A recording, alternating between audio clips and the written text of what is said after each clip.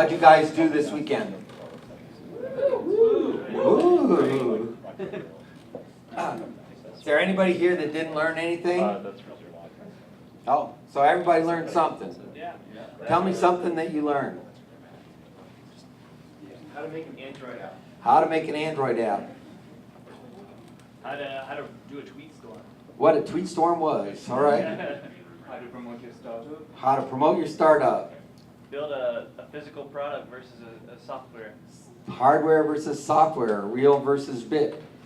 What happens when you aggressively tweet? What happens if you aggressively tweet?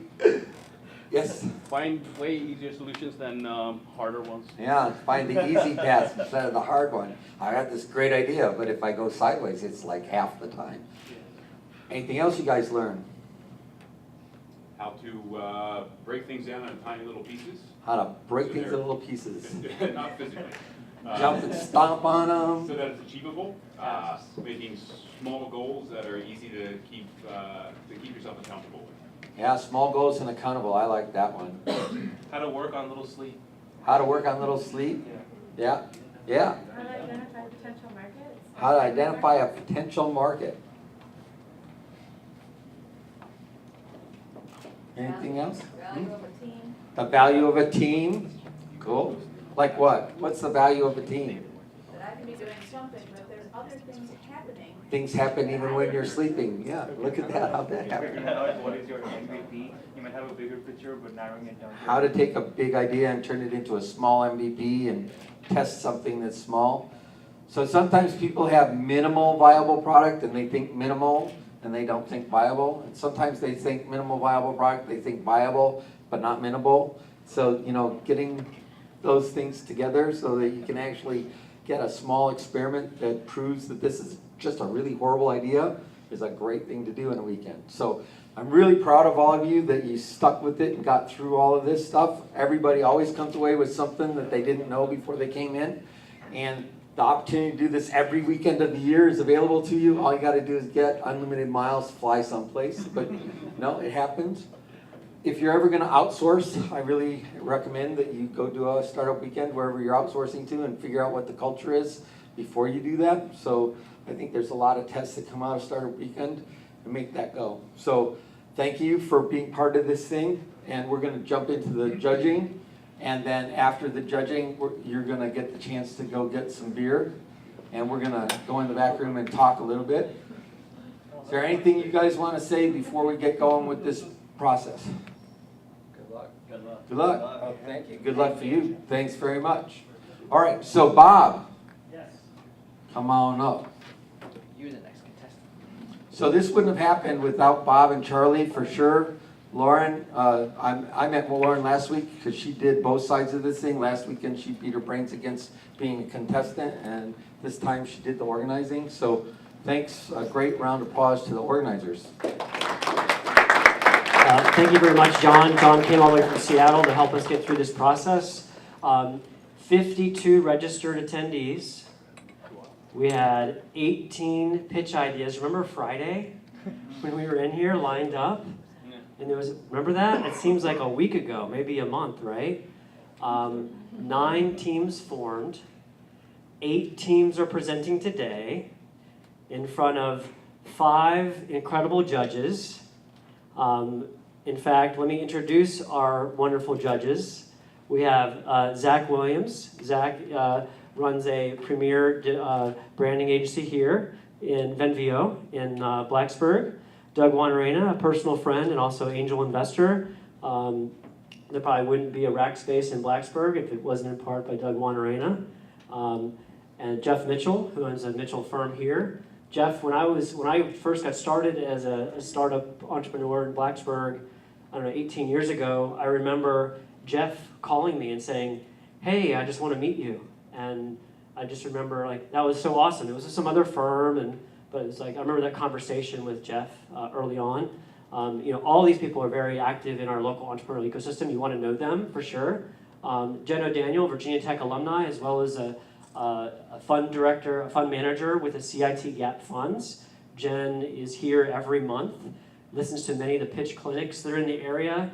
and really rolls her sleeves up and helps entrepreneurs in the area. CIT Gap Funds, if you don't know, has $50,000 in investment vehicles for people that have great ideas, and more than that, right?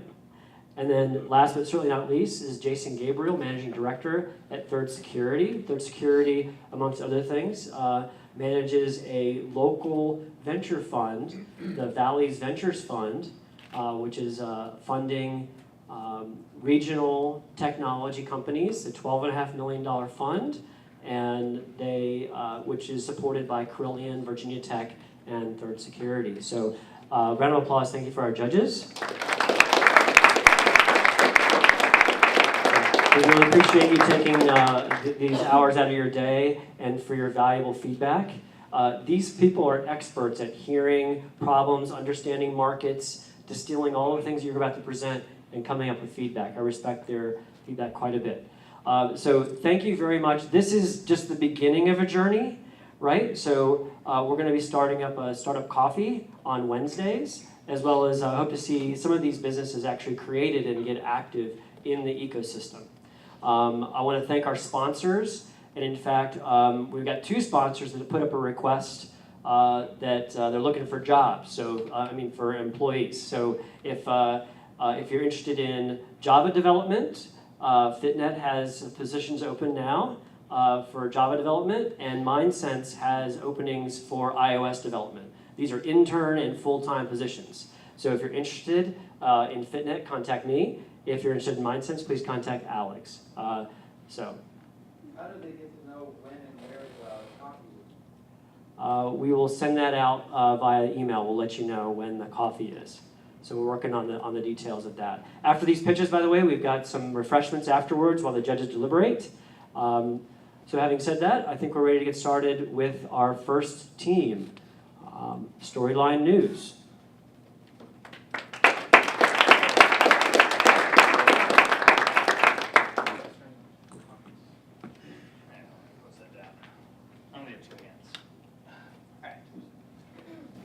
Hi, I'm Kevin Hill with Storyline News. We're an aggregate news source that provides credible content and visual context to the internet news buzz.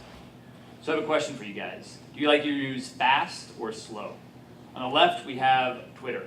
It's always current, and before I even finish speaking, there's going to be 100 tweets with a hashtag Ebola on them.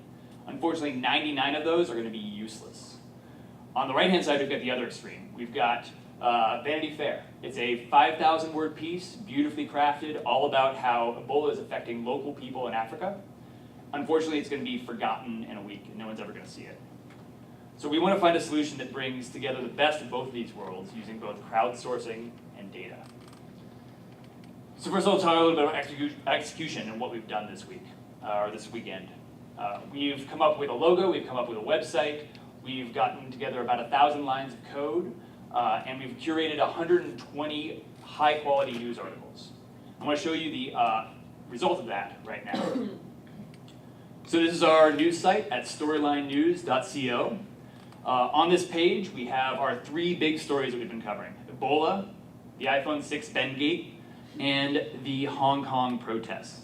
Let's go ahead and take a look at Ebola. So each story is represented by a timeline. You can see everything from the very most current story that's happening right now today. And if you scroll down, we can also see some of the first stories that came out of the WHO about how this all started in West Africa. Something that was easily forgotten in today's 24-hour news cycle. This makes this old legacy content add value to the most current events. All right, we can go back. In the final version of our website, we're hoping that those timelines will be created both by crowdsourced curation and through smart data aggregation algorithms. So how do we make money from this? I think we have 2 business models that will arrange in a sort of a tiered fashion. We have a consumer-focused approach and a producer-focused approach. On the consumer side, we want to drive people to our website, and we think that won't be hard because it's a very compelling experience. The team has experienced personally, about how you can show your own personal impact on helping explain a global story. Once people are there, we gain that wisdom of the crowd and are able to surface up the best content and then serve that back to the consumers. We can monetize this using no ads, but instead a premium feature-based service, very similar to what Reddit does. On the producer side, we can target small and medium news producers who are very excited about the idea of being able to both find value in their old content and find context and, for their new content. So how do we know this is going to work? We've sent out an online survey, just to about 12 people, and we showed that most people are engaged in news production sites. Mostly Reddit, but a whole bunch of others as well. We've also managed to send out 3 tweet storms. These are timelines of news, basically sort of like the Twitter version of what you saw on the webpage. This had an amazing response. We've gotten 6,500 impressions in the last 24 hours and over a 5% engagement rate. That puts us right up there with all the big boys of online media. We've also talked to a number of small news and medium news producers in the area, GeekWire and Roanoke Times. They're very interested in how we can use Storyline to sort of really beat back that onslaught of the 24-hour news cycle. So I couldn't have done this by myself at all. We've got a whole team of us together here that's in the audience. We really came together to take this idea from just a vague concept through MVP and through all the trials and tribulations of getting everything set up. And I'm really proud of what we've done, and I'd love to answer any questions you have.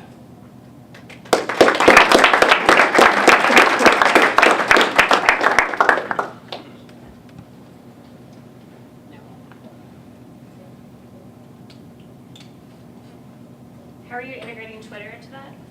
Yeah, so we, when we were developing the timeline, we were just sort of moving on that and having some technical troubles, and so we decided, oh, why can't we do pretty much the same thing on Twitter? So you can just go and say, all right, we have all this great content. We know which is the most important story from every month about Ebola. We can arrange those into a tweet storm, which is basically you just blasting out one tweet after another, sort of in a sequence. You can even build what's called a collection on Twitter. So you can go and then share all those out. It sort of is more visually impactful on someone's Twitter line. And as well as now you have that collection that you can go and share out. And you get that whole collection can get retweeted. Maybe someone cares about the most recent story. Maybe someone cares about the story that happened 3 months ago. So it's sort of a nice way of bringing that all together. And that's been getting a lot of sort of good buzz, you know, a lot of retweets and a lot of likes.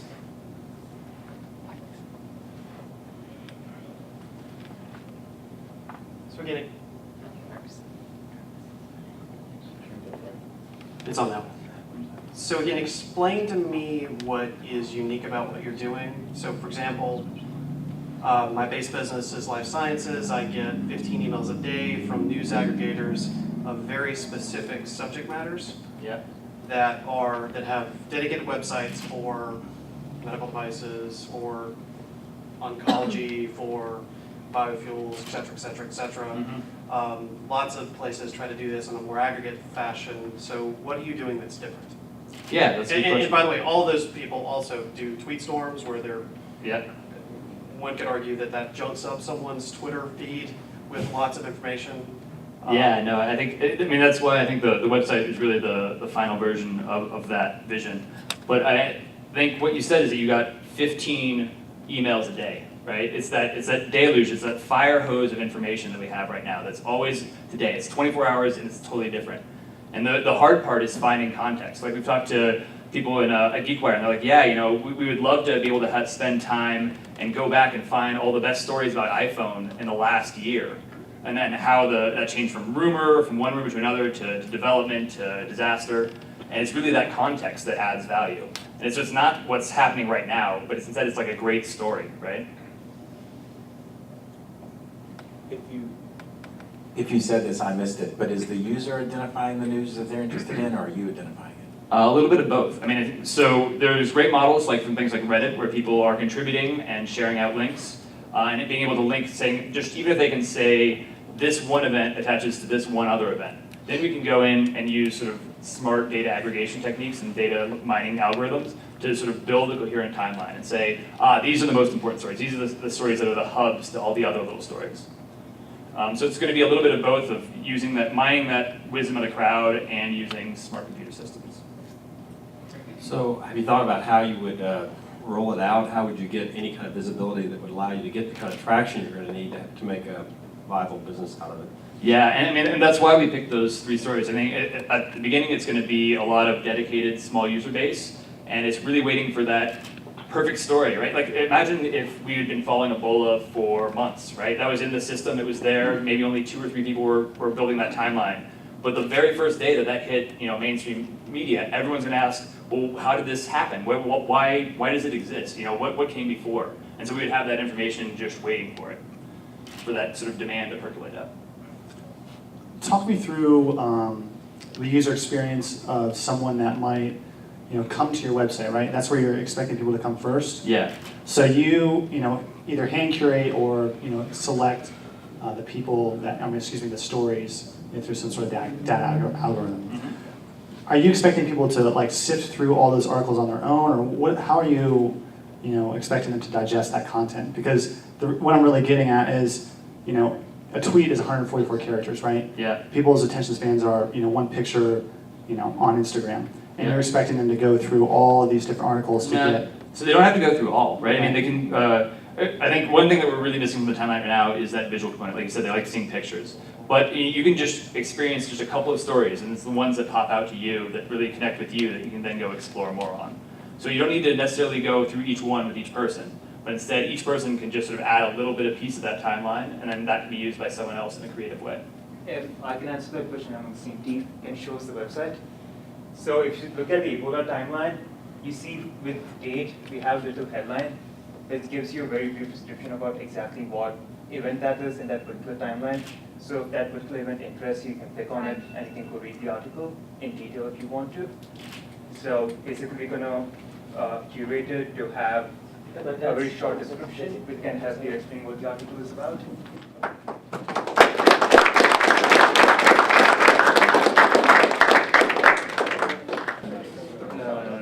That was me. Hey, so we are Pet My Pets. How many times have you wanted a pet just to cuddle with and watch a movie with or something like that, but you don't own one? What can you do about that? Well, that's the problem we're looking to solve. So we've got a little video to kind of show more about the problem here. The best thing about it is just that companionship. I was a only child, so the dog was really important to me in my life. It was my buddy, my brother. I mean, I don't know, it was an awesome dog. Yeah, we got it when I was, I think, 12 and he was 0.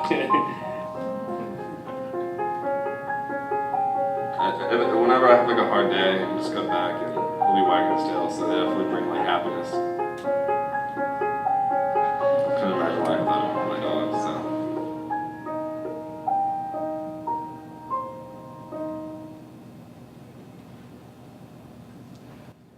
So yeah, you can see, even those 50 seconds, like, I can tell you were really into it. Like, everyone loves pets.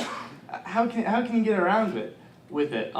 Basically, we got that validation other places too, though. We sent out a survey to both people willing to rent their pets, as well as pet owners, or I mean, as well as people wanting to rent those pets. And we found about 20 potential paying customers, and we sent out the survey for about 15 pet owners, and about 10 of them were willing to lend out their pets.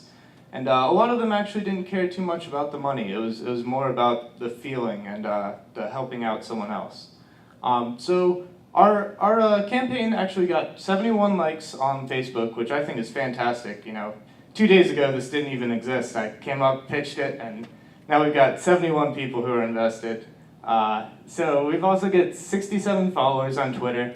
And a little extra validation comes in the fact that these kind of businesses actually exist other places in the world, especially Japan, we found. And people here actually do it as fundraisers as well. So some more stats, let's dig into this thing. We found basically that there's this really large gap between what people are paying to, what people are willing to accept for their pets, and what people are willing to pay. We basically found about an average of $25 per day, or somewhere around $5 per hour, for people willing to pay for these pets, and as high as $50 per day, which I thought was an amazing statistic. And it only gets higher for things as you go to more exotic animals. But on the other side, we found that these pet owners really only wanted like $15 a day. So we think there's a large gap we can capitalize on there, and hopefully charge some kind of flat fee for making sure this transaction goes really well. Just a little more stats as well.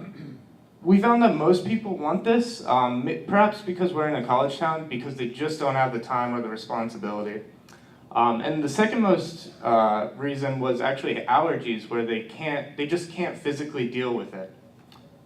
So this weekend we actually wrote 3,500 lines of code, which is crazy. It was a team of 5 devs and 2 business guys. So we're going to show you the result of that code. This is our home page. You can scroll around and kind of you can scroll around and kind of see some of the pets, as well as the video you saw earlier. And if you go to pets near me, we can see what kind of pets we can rent out. We kind of preloaded this because it takes a second. So let's go see Abby. If you see Abby, basically it's a cat. You know, lots of fun. She loves to swim. Random fact. But basically, if you click on the very top of this page, the Let's Play button, I think we have that loaded. Oh, nice. It came up perfectly. So if you put in a bunch of 424242s, you can actually use a test credit card, and you can basically see this thing in action. So that's My Pets in a nutshell. We hope you'll use us and, you know, get a pet.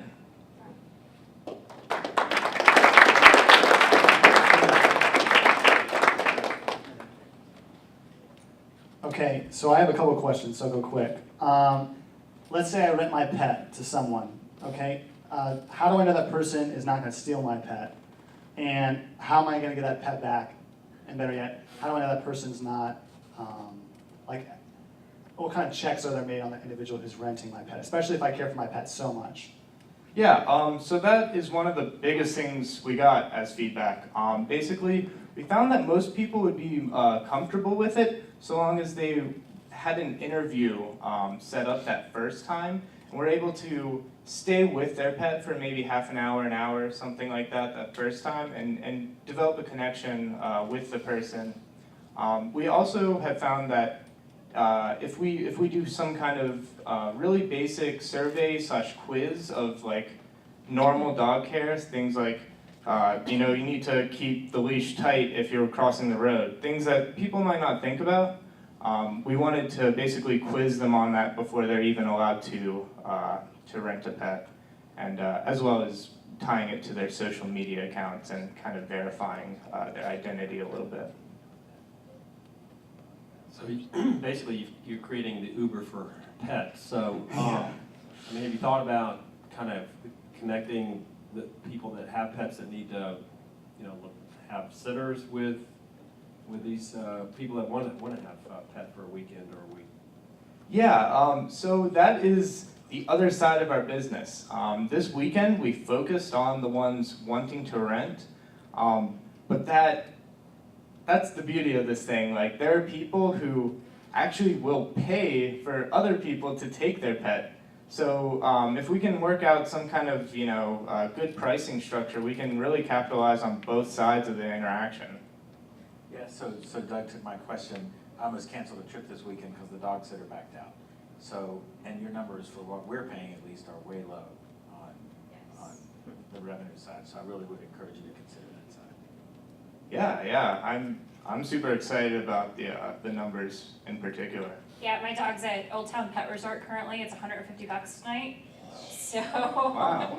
Yeah, she could be playing with someone else right now. Yeah. So really much just more of a comment. So I have a dog walker that comes in every day in DC. And it's $25 for 15 minutes. So, but that said, you know, it's good. The background check's been done, references, I interviewed them. I mean, the list goes on, but I just can't imagine a random person. I mean, I'm sure I'd let Doug walk my dog, but maybe not Jeff, so. Fair enough. You know? Yeah. Definitely one of our biggest pain points, but we think we can really attack it. Yeah, Doug mentioned Uber, right? I think the analogy here is care.com, which is a babysitting service that does background checks, that people essentially people apply and say, this is my background, this is why I would want to do something, yada, yada, yada. It is perfectly analogous to this, so it's pretty interesting. Yeah.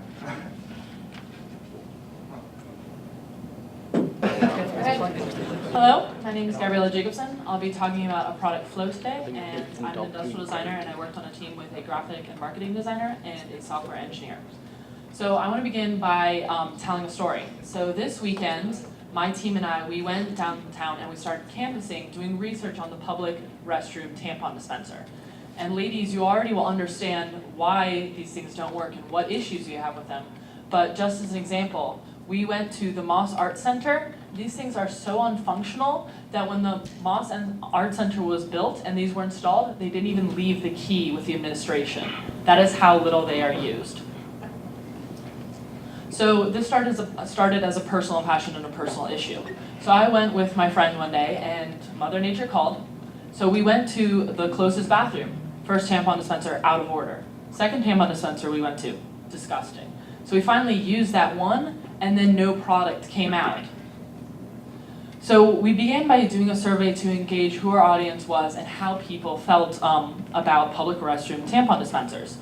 And so in a short amount of time, we actually had 581 people take our survey. And most people would describe their experience of using the tampon dispenser as negative.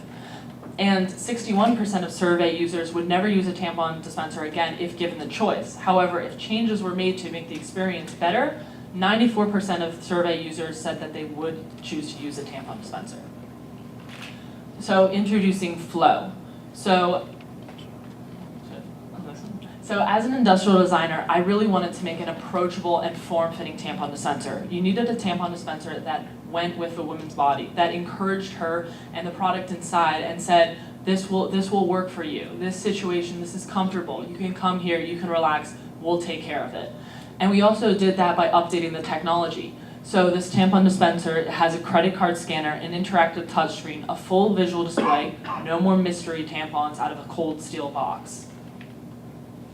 So then we did a little bit of user testing. So touchscreen, easy payment, and then it's accessible. No more reaching into a mystery slot with possible sanitation issues. So we went into the market and we discovered that we actually had two types of people that we were serving. Our customers and our users. So our user would be the person who actually goes to the public restroom and buys a tampon. But who we would actually sell to would be businesses like local businesses, restaurants, or even something like Walmart. So our MVP for this weekend was to just make the tampon box, to focus on that. Then we would go and canvass local businesses, ask around, test prototypes in there, and try and grow it locally. From there, we thought about having a franchising model and having a regional executive to run that and then distributing the tampon boxes to them. Eventually, we would hope to go into product negotiation with companies such as Tampax to provide better tampons in the MVP so that you solve two problems in an eventual scale. So we had to look at another market because clearly the market for public restroom tampon dispensers is going down quickly. So we looked into the market of vending machines. Most of you are probably familiar with vending machines in an airport. But one trend that we noticed and we thought was really interesting was the trend of value over convenience. Vending machines are often convenient, but the trend is actually people want nice things in those vending machines. If they're going to impulse buy something, it should be something of worth, something that they want, something that they will use. So we did on Saturday, we walked around Blacksburg and we actually went to 8 different places. And of the 8 different places, 7 of the owners and administration said that they could see our product in their public restrooms. We are Flow. Thank you so much for your time and thank you for being here.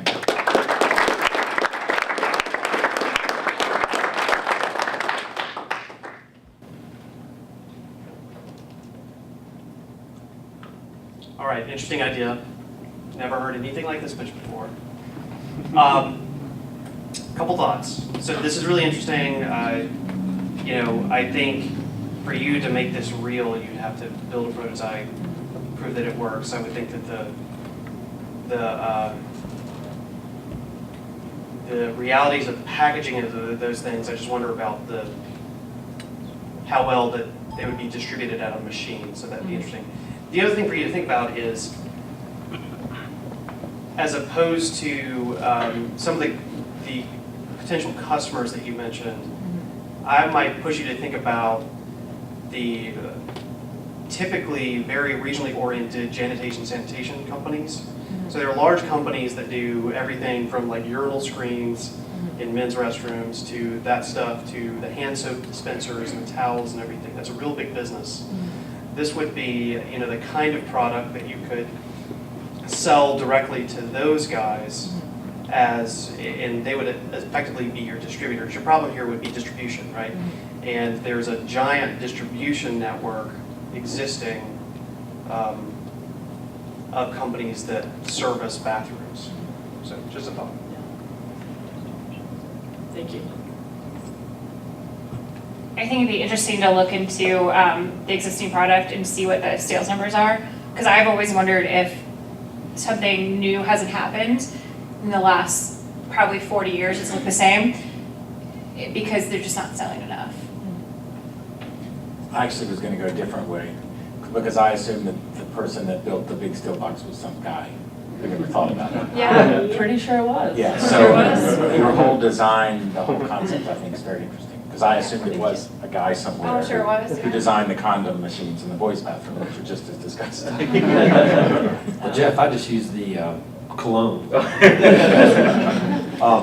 But you might want to think about talking to the tampon manufacturers. Maybe there's that. And I think Jason mentioned companies like Centos that go into all companies. I know they come to Rackspace. They do all kinds of different things. So interesting concept. Yeah, I don't have much feedback either, but I was just curious to know if you had put any thought into the cost of actually producing this, because obviously the cost of the existing ones are much less. To get someone to invest in touchscreen, credit card, all of that is much more. The thought has definitely gone into it. Like actually contacting somebody between Saturday and Sunday wasn't really an option, but the thought's gone into it.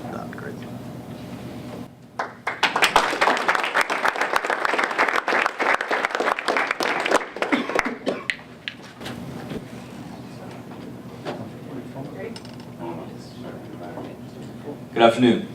My name is Matej Canavro. This is my partner and co-founder, Jake Fulmer, and we are Revive. Here at Revive, at Revive, we are here to create a journey for you. From the initial spark, all the way up to the day you arrive at a music festival, we want to take care of all the planning so that you can focus on the moments and the connections. Okay. So, before we go on, I want to explain the state of the industry. So, there are 60 plus festivals happening in 2014, and 400,000 to 20,000 is the range of the size of these festivals. And sometimes they happen over a week, most of the time they happen over 3 days. So there's huge potential for revenue in a short amount of time in spurts. Also, it is a $6 billion industry in the United States. So we have two business models, one for the short term, one for the long term.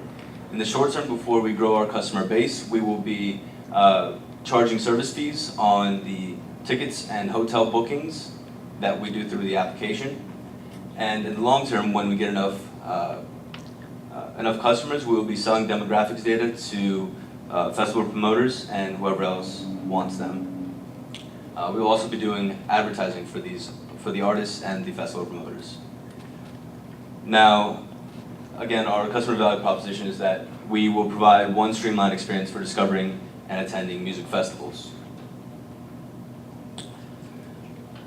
On social media, we will be focusing on the electronic music industry because it is actually the most active on social media, and the way of life and the lifestyle of this community is very well known to us. So they talk 30% more about concerts and events than any general music fans. And they also average 11 tweets per day versus 1.85 Twitter average. So our social media strategy will involve going all full scale, and it will be Twitter focused because Twitter drives 9 out of 10 posts about electronic music.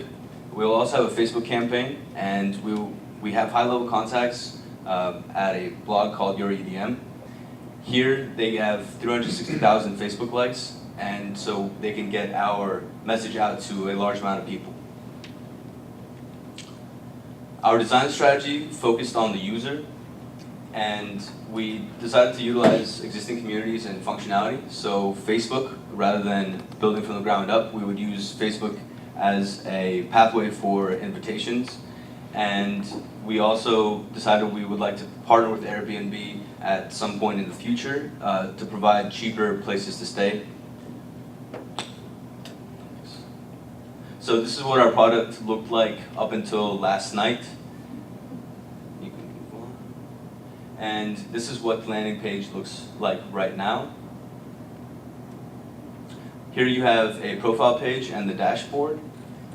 Oh, I'm sorry, this is the friends page. And here you have a profile page. So as you can see, you have the assets listed out for each person, and this allows you to find the people that you need. So say you need to, you need a car, or you need a tent, or you need a GoPro. You can find people you need to go to these festivals with by searching these kinds of profiles. So later on down the road, we will also have in-festival functionality such as meetup times and locations. We will have a thing called Vibes, which is a social ranking system. So after a festival, we will ask who did you vibe with, and you can select the people that you liked at the festival. And the more revibes you get, the more likely those people with revibes will show up when you're looking for someone else to go to a festival with later on. So we did not actually have a social media campaign because of the fact that we are looking to take this into the real world afterwards. It's not just for this competition, and we want to launch it all at once. We want to have 2 weeks of just pushing huge social media, and then get it out there once we have a good product. Because we don't actually have a developer on our team. It's just myself and Jake, who is a user experience designer. And this is a few quotes from my friend at Your EDM, and I explained the whole thing to him, and he believes that this has huge potential, and he has a lot of credibility over people just randomly on the street. So we had a demo, but we can get the link on Twitter or Facebook. So thank you.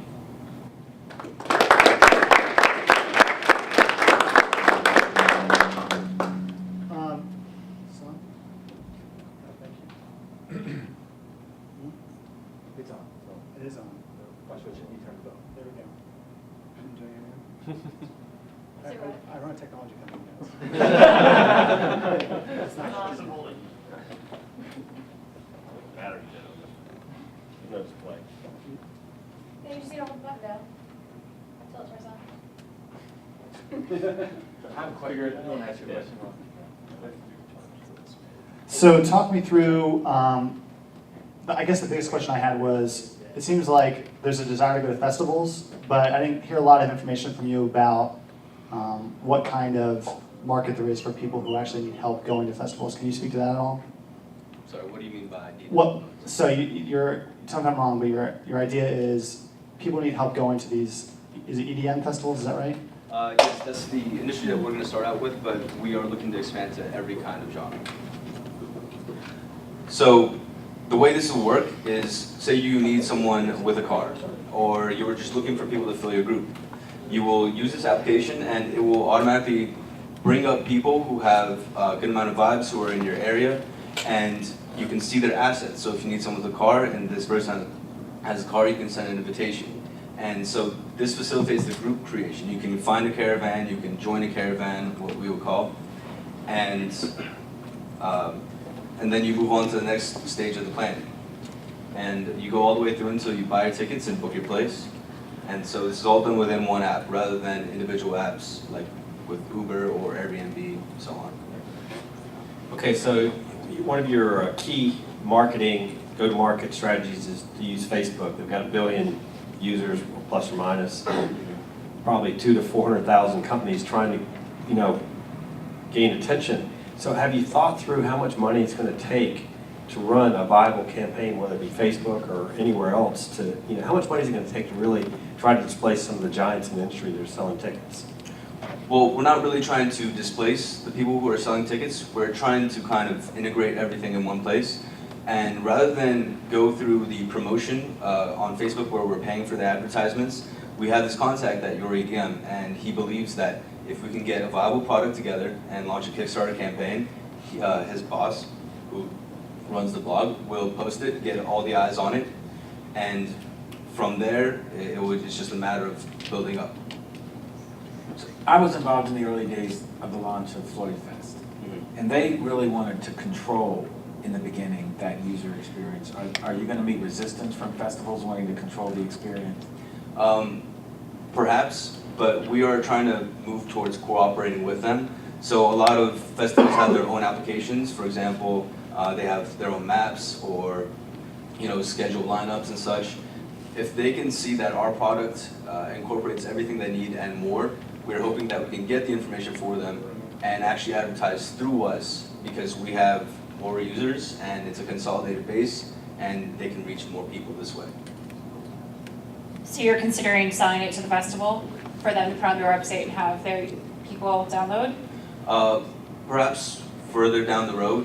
And at this point, it's just more about the partnership side. We're going to have to work those details out more. So but essentially I'm finding new friends to go to the festival with, to join my friends? That's essentially what you're selling me at this point? Yes, that's part of it. It's supposed to help you find these people, but mostly it's about the planning. So people don't want to sit around at a computer and plan these things. They want to be mobile. They want to move around and they want to find people on the go, and if they vibe with someone, they want to hit vibe, and then suddenly you're connected with them. So rather than sit down for hours on end on a computer, we streamline this process. And so how are you earning money from that? So again, we have two business models, one for the short term, and at the end of the planning phase, you will be booking your tickets and your place to stay. We will charge a small service fee on the tickets that are booked through us and on the hotels. In the long term, once we have enough customers, a very large base, we will be selling demographic data to the festival promoters. They always want to know where people are coming from, who they're picking up on the way, and where they're going. We won't sell any private information. This is just purely demographic. Why wouldn't you sell sponsors? Like, why wouldn't Budweiser want to sponsor my experience at a particular festival or something? Sure, that could definitely be something down the road. It just wasn't our primary business model at this point. I drink cheap beer.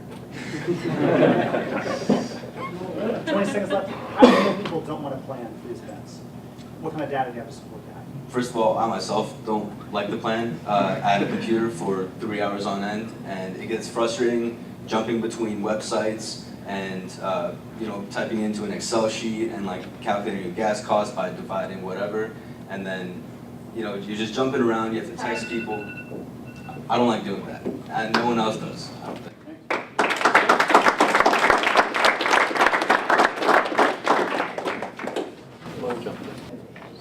Hi, we are Ardalan, Justin, Kyle, Matt, and Cole. We are 5 guys who, until 3 days ago, had never met. We do, however, have one problem in common. We lose way too much time every week. We lose it watching TV, on the internet, in our car, and at the store. To get our time back, we can turn off our TV, we can shut down our computers, we can drive a little faster, and we can use ShopShop. ShopShop! Let me introduce you to Gary. So Gary is planning his hokey tailgate this weekend. Rather than spending his time with his family and friends, however, Gary is spending his time at the grocery store searching for those last-minute items. Meanwhile, the grocery store is missing out on an ideal opportunity to directly interact with Gary while he's spending so much of his time at their store. Enter ShopShop. ShopShop. ShopShop. It's like Google Maps for the grocery store. It's a crowdsourcing app designed to effectively organize personal shopping lists and provide efficient, in-store, handheld navigation for your smartphone. Okay? So now, over the last 52 hours, my team and I have busted our asses working on this program. We have developed an effective social media campaign with Twitter, with Facebook, with Reddit, of course with Gmail. We've sent out surveys. We've gotten over 80 responses to our surveys. We've contacted 7 grocery stores, 3 of whom turned us down outright, 2 of whom didn't respond to us. It is the weekend after all.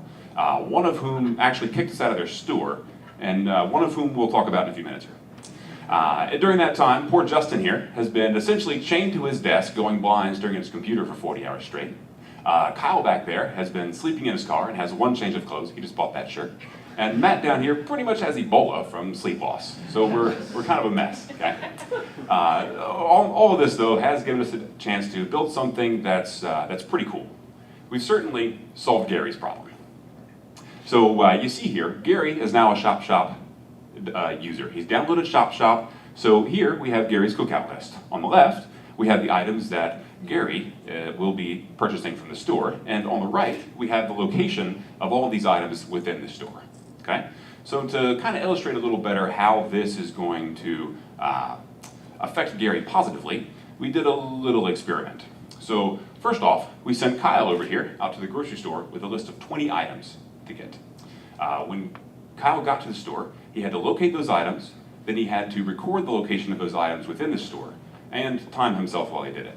When Kyle got back with that information, we gave that information to Adiron here, and he took that list to the store and found those items again using the information that Kyle had provided, timing himself as well. You can see here, Adelan did it a little quicker than did Kyle, huh? 9 minutes versus 13. That's a 25% savings of time. So I think we can agree that we've solved Gary's problem. But what about poor old Mr. Price, the store manager at Kroger down here on South Main? He still has a little bit of a problem in that he's not been able to effectively advertise directly to Gary while Gary's spending all of that time in Mr. Price's store. And honestly, this is a little bit of a drawback for Gary also, because if Gary wants to get a good deal at Mr. Price's store, then Gary has to remember to cut out all the little coupons, the newspaper, keep track of those things, and then bring them with him to the store to use. We've addressed that problem by integrating coupons and rewards points like the Kroger card or the MVP card for Food Lion into our app so that every time Gary scans an item, he's alerted about these reward points and any coupons. Pretty neat stuff. So we thought we'd check and see what Mr. Price thought of this. So we had a little meeting with him. That's our 7th store. We sat down, and in short, he loves it. He thinks it's great. He's totally on board. He wants to keep talking after this weekend. He wants to talk to corporate. He wants to schedule more meetings with us. In short, Mr. Price is now part of Team ShopShop. ShopShop. All right, so to kind of break it all down, traditionally, the more time that customers have spent in the store, the more opportunity they've had to be exposed to advertising. Bringing that into the 21st century, though, where we're all crushed for time, now we're adding convenience to that advertising. So rather than blindly wandering the aisles, customers are now navigating with ShopShop. ShopShop. Does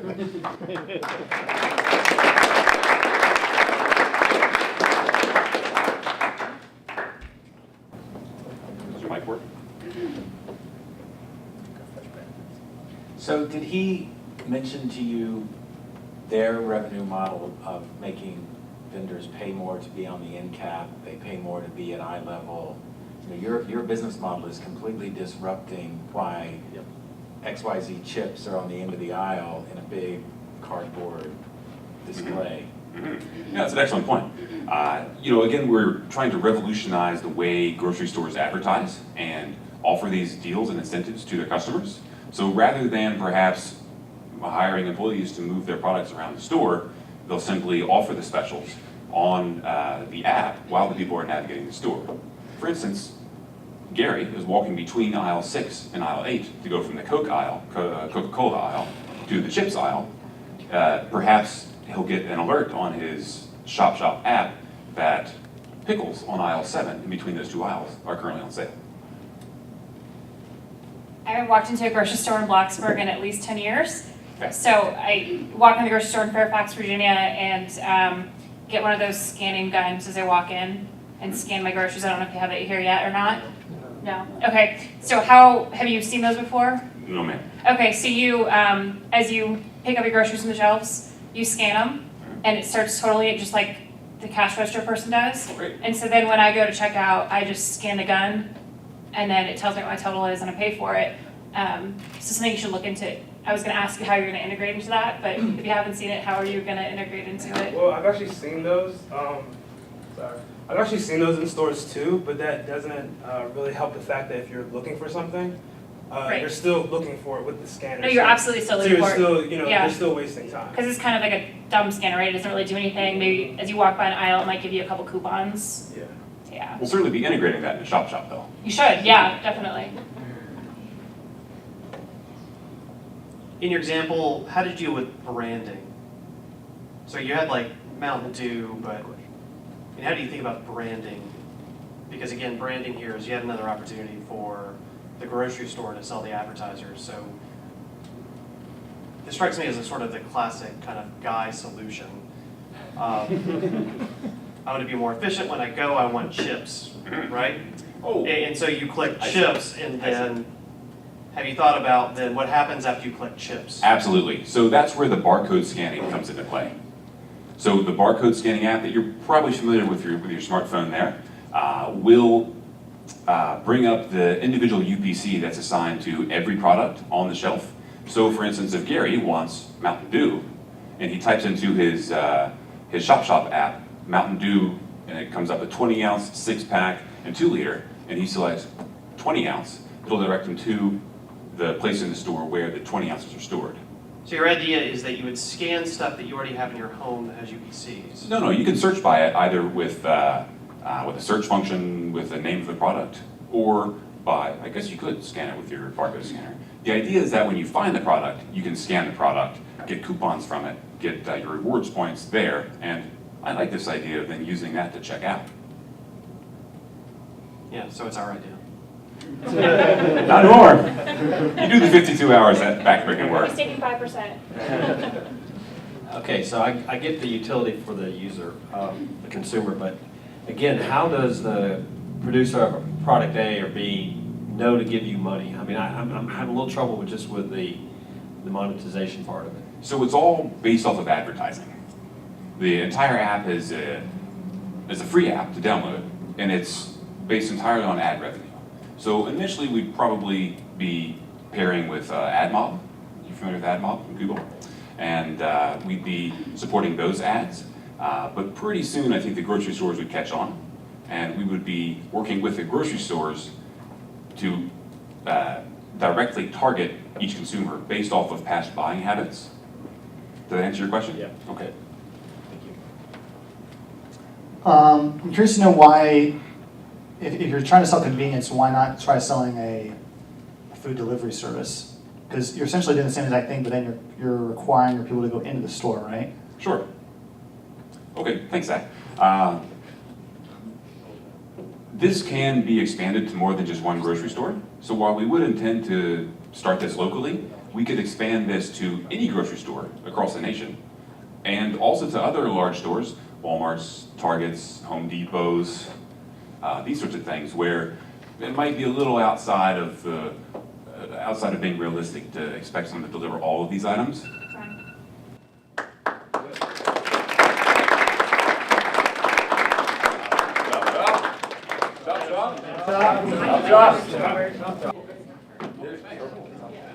All right, I'm excited to tell you about our news startup called LikeToday. We are today's hottest news, personalized to your liking. So think of us like Pandora, but for the news. So we think the most important thing in doing work is the team. We have a phenomenal team, and what's great is we didn't know each other beforehand, but we're friends now. Michael and I are the two biz dev and product guys. We have 3 phenomenal developers. What I'm super excited about is all of us want this solution, and we want to make it better, so we're excited to keep using it. Plus, we went out both nights until 5 in the morning and 2 in the morning, so we're really good friends already. So the problem is there's just an information overload on the web. There's the top 2,000 media websites create 3.5 billion pieces of content every single month that goes out to 240 million consumers. All of us have the problem that we use Google Reader, and Google killed that when they had millions of active users. Feedly, which is the #1 competitor to Google Reader, quadrupled their usership and had 24,000 paying customers within about 6 or 8 months of Google Reader closing. So our solution is we've created an MVP where you can create 2 channels, right? Think of it like Pandora, where you create a channel for an artist. You can create 2 channels, one being Blacksburg related news, the other one being technology startup related news. So you see over here on the left-hand side are the technology related websites, like TechCrunch and Wired that we were pulling in, but we're also pulling in Hokie Sports and Roanoke Times and all these other local Blacksburg news. So basically that gets sucked into this magical machine that these amazing guys have put together called LikeToday, and we create a personalized news channel for you. So the best way to really show you how it happens and works is by just showing you a demo. So when you see here on the front page, it kind of looks like Pandora, right? You start by entering a topic. Instead of entering the Beatles or a specific song, you enter technology as a certain channel. Like I told you, we have 2 channels, and this is on production. We pushed it like 2 minutes before 4 p.m., so hopefully it doesn't break. And we're doing lots of stuff. So really quick, this is a real dynamic database. We actually crawled 15 different sources. We had 0 lines of code, and now we have 1,500. And we've gathered and stored and indexed and ranked over 700 pieces of content across these 15 platforms and sources. So kind of think of it, if you know the technical Google page rank, scores a page 1 to 10. We score a piece of content with what we call a like rank between 1 and 100. So you can see over here we have multiple pieces of content. We're in the technology channel, and you click through, and so this is on wired.com. Excuse it for being a little bit slow once again. Tom's Hardware, another Tom's Hardware. So we're going all over the web and getting what's hot. Looks like this is a little bit of a bug, and this is an advertiser, so we need to make sure we fix this. But what's cool is 1 out of 20 stories is actually paid content. So it's sponsored content where companies want their news to go more viral. So they pay us 5 cents for every single visit. And that's one part of our business model. So what's cool is we have also the Blacksburg channel, and you can do that and go through all of those. So this is our MVP. It's got the little Pandora-like buttons at the top where we can actually learn and get smarter with the content. So jumping back into the PowerPoint presentation and finishing up here, our business model is pretty simple, and like we said, we're like Pandora. We have the same business model as Pandora. Michael here checked Pandora's public filings and found out that 80% of their revenue comes from advertisers. 20% comes from premium paid subscriptions. So we have the same idea. We'll pay 5 cents per sponsored visit, which is going to be 1 out of 20, 5% of our views will be sponsored. And then we can get rid of ads for $2.99 a month. We can add premium features for those people that really rely on us being their news source. So we already have 3 paying customers. We already took credit cards. We're making money. We have 3 advertisers sponsoring those 2 channels right now. So we're super excited about that. And what's next? We are contemplating on forming a company. We really love this. We want to not only create an MVP, but I like to say we want to create a minimum lovable product. We want to love it. Our friends and close early adopters want to love it. We want them addicted to it. And then we'll scale. We'll add more channels. We'll create more artificial learning and personalization technologies. So we are LikeToday. Just want to thank you. We've had tons of fun, made new friends, learned a lot, and partied a lot too. So thank you.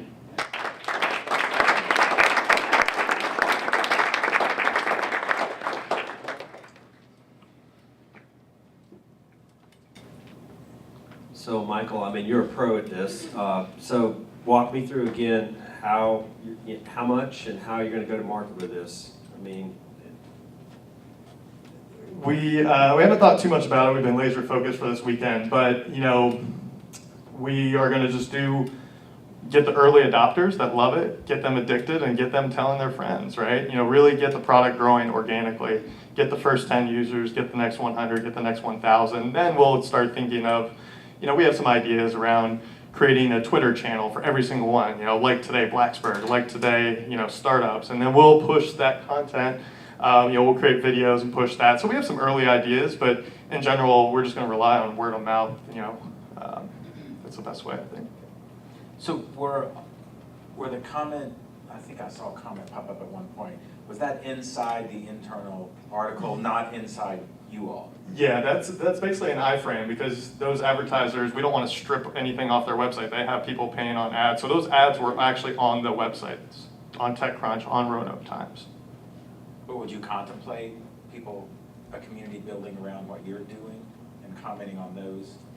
For sure. We've been thinking about, we've had an analogy to Reddit, and maybe a lot of people are going to come just to really comment and talk about these stories. So for sure. While you're still building up your user base, how are you picking your top 19 stories? All right, well, okay, so this comes down to what I'm doing with the data mining and how to rank it. So right now what we have is we have a list of curated websites that pertain to each topic. Now, what determines what shows up on a person's feed, we're actually sourcing that out to a whole bunch of aggregators. So right now we have integration already with Facebook. So what determines the order and how things show up is actually based on a Facebook score, which looks at the likes, the comments, the shares. Later on, we're going to integrate Twitter, we're going to integrate Reddit. So basically, we're going to source it out to all those places and identify what's the hottest news. And that's where that ranking is going to come from.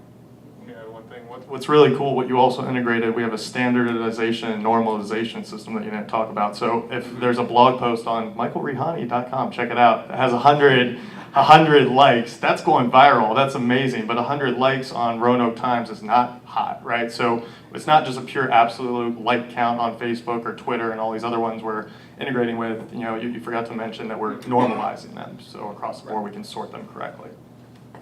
So walk me through. A new customer comes and wants to sign up, and they want what they had with Google, a personalized news service, only the things they care about, not what you care about.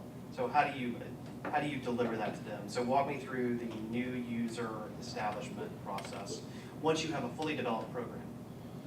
Sure. So once again, we haven't spent too much time turning our wheels on that, but right now we have our own humanly curated websites that are good for Blacksburg, but it'll act and work very similar to the old Google RSS reader. If you really like, I want to create a channel called Venture Capitalist, and I want to follow the 150. I'm going to go, and most likely we've been talking about how you'll be able to edit your profile, create a channel, and then add links and websites that you personally care about, and then the magic formula machine will do its work. So. Yeah, again, to expand upon that, in addition to the just being an RSS reader, the value we're adding is we're taking the sources that you'd want and again crunching them through these numbers so that you're not just digging through all these articles from your favorite sites, but we're ranking the articles from your favorite sites so you don't have to dig through even the build-up there. I mean, who else did we saw that's already doing that for their same? Yeah, I mean, I've added Feedly, and I have literally 1,000 websites, and every day there's 10,000 new pieces of content. So even though Feedly kind of works, it's an RSS reader. I mean, we're taking Google RSS reader and Feedly to the next level with this sorting because I have so much content. There's too much. Thank you very much. I appreciate it.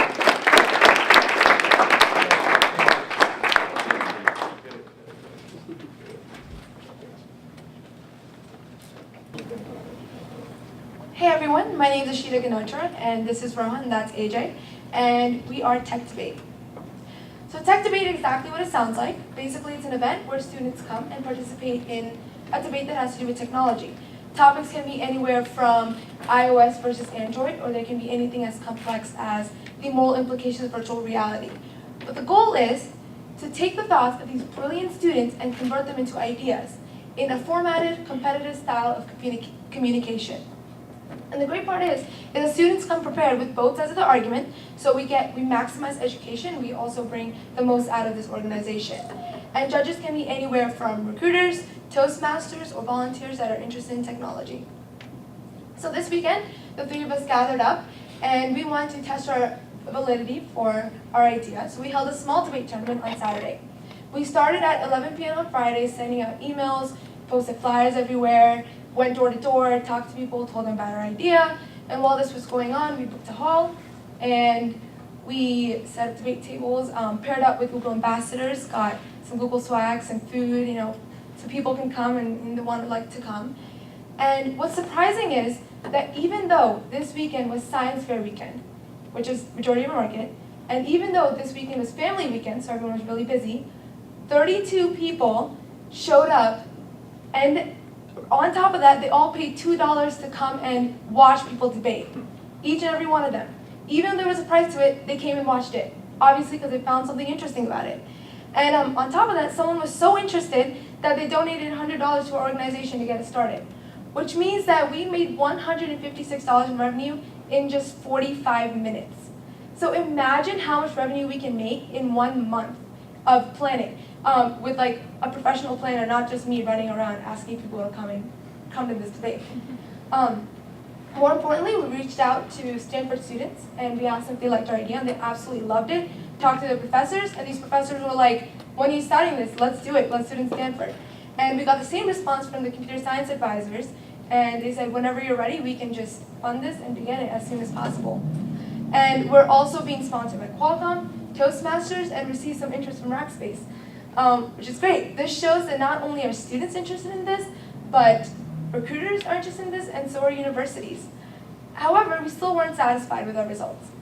So we did a little survey. 41 people said yes, and 9 people said no, we don't really want to do this, we'd be too scared coming out. I don't want to talk in front of people. So the 3 of us sat together and we were like, there has to be a way to fix this. So we decided to add on to our idea, and we made a website called techdebate.co, where we have an online debate forum. And on this, you can go on our website and see this.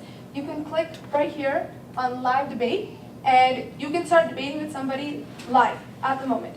And after debate's over, the debate is saved, and some other users can come online, read the debates, and vote up for the person they thought did the best, and that person gets a point added onto their profile.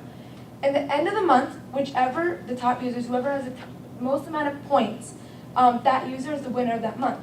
And the great part about this is that you can go to past months and see who were the winners of that month, click on their profile, and see exactly which months they won and everything about them, their education, what they've done, their experience. And what's great about this is that recruiters can come in and see not only did this person have the intrinsic motivation to go online and debate about a topic, but they also won this topic, which shows that they obviously know a lot about what they're doing. And it's easy access, just contact them, be like, let's have an interview. You obviously know what you're doing. You won this debate, and that's fantastic. So I think this is a great way to get a community of people in technology together, and to also start something new and start innovating in a very different way and a very exciting way, apart from just going to school and doing some schoolwork, but rather coming out and talking about what you learned. Thank you very much.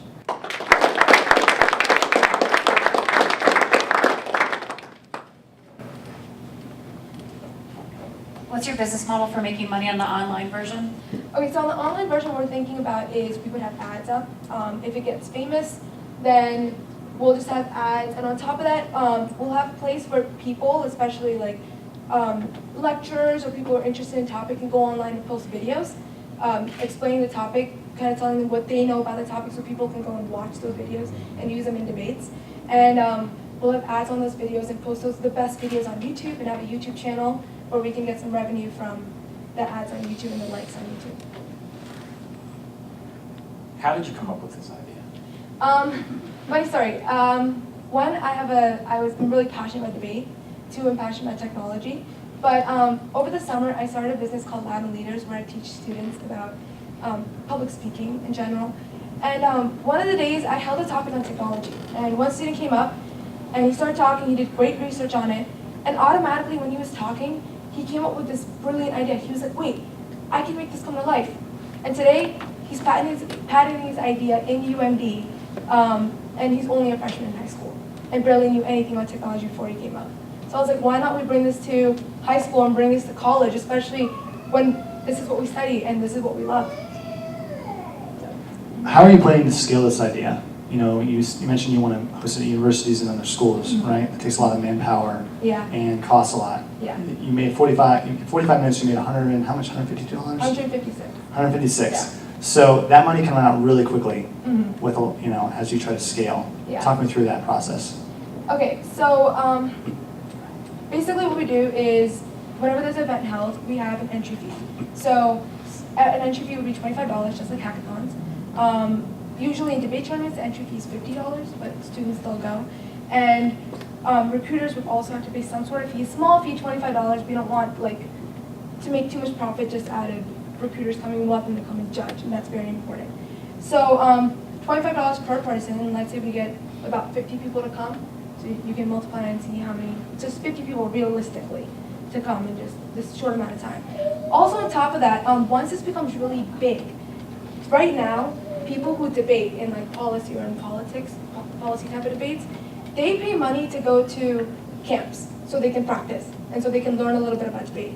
And each camp costs $3,000 just for 2 weeks. And about 500 to 1,000 students show up to participate in these camps. That's $3,000 per kid in just 3 weeks. And if we can get a team together, we can make so much profit on this. And this summer, when I pitched the idea for Loud and Leaders, which is a public speaking, we had about 50 people come and try it out. And I was interning at the same time, so I was like, I can't handle 50 people. I had to cut it down to 32 people, increase the price, because there was more demand. And we got $200 per person for just 1.5 weeks. People are really interested in learning how to get their ideas and how to speak and, you know, express what they have to say. So when I heard your pitch, what I was thinking was, you know, oftentimes when I read a news article, I'm just as interested in looking at the comments of the people to the news article than I am to the news article itself. Right. Both because there's a mix of crazy, but also, you know, interesting perspectives. Right. And what I heard about your online business was almost like saying, here's a topic, let's try to monetize the comments that people want to provide for other content sources anyway. So I encourage you to think about that, because I think that's a much, much bigger idea than your on-campus idea. So the online website is better and bigger? I mean, think about it as curated journalism with commentary at the same time. Imagine that there are actually wonderful journalists or experts out there in the world that no one knows about, that your service can find and show to people. That would be awesome. I like that. Thank you. All right, thank you so much.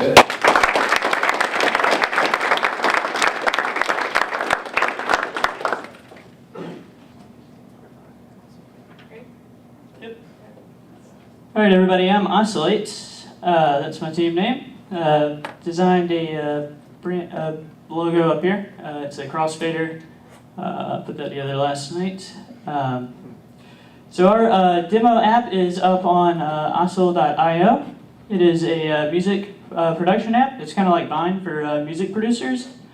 Here's our Twitter address, Oscillate app with the number 8. So music production techniques are often difficult to learn. There's no apps really to facilitate collaboration between producers. It's very difficult sometimes to find new instruments for software like Ableton and Pro Tools.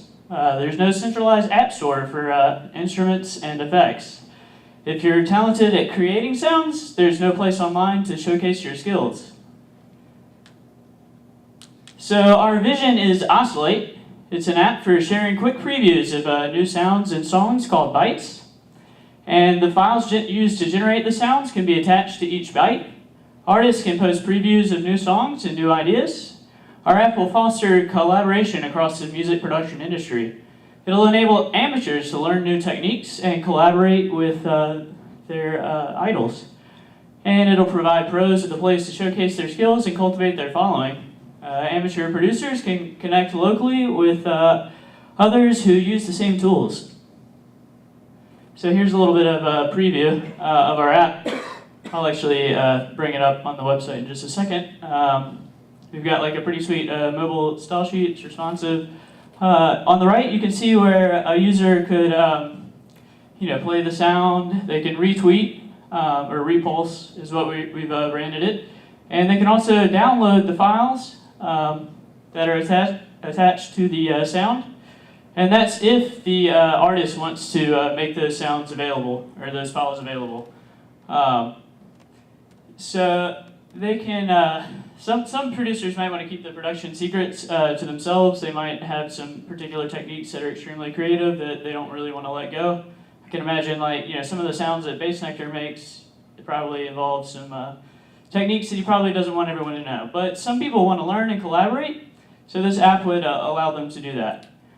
Users can search for new sounds by genre, instrument, and more. The UI is going to be critical for this app because we want to make it very, very easy to discover new sounds.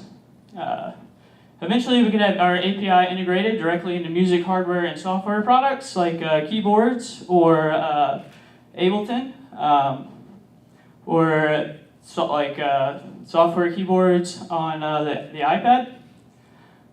So I'm kind of a visionary. This is a little bit of an about me. My name is DC. My Twitter is DC United. I've been working with Ruby since before it was cool. That was like back in 2007. It's actually not that. I don't know. Ruby has been around since like 1995. Anyway, so my first web app was a song request app to help me DJ at my local roller skating rink down in Roanoke, Virginia. My family owns the skate center down there. I develop reports for business intelligence and to help deliver key performance indicators. And I'm business savvy and stay up to date on new apps and startups. This culture kind of fascinates me. Sometimes like when I see like a commercial or something like that, like I can't help but think about like the business model and all the branding and marketing decisions that they made. So I'm just constantly thinking about this stuff. Potential competitors, this is a little bit of a market validation here. SoundCloud would be a potential investor. Blend.io is a new startup. In 2012, it's a BetaWorks startup. That's in New York. Splice.com is another one in Santa Monica, California. Those two startups allow producers to collaborate on projects. So they're similar. Ableton is a studio software that is integrating some social and sharing features in there. So monetization options, an app store for sounds made by musicians for musicians, great incentive to help push the app. And there's the GitHub model, of course, where you offer subscriptions for private sounds, and anyone can upload unlimited public sounds. So there's plenty of options there, but we need time to grow the user base and then strategically decide. And here's our early marketing strategy. And 3, 2, 1.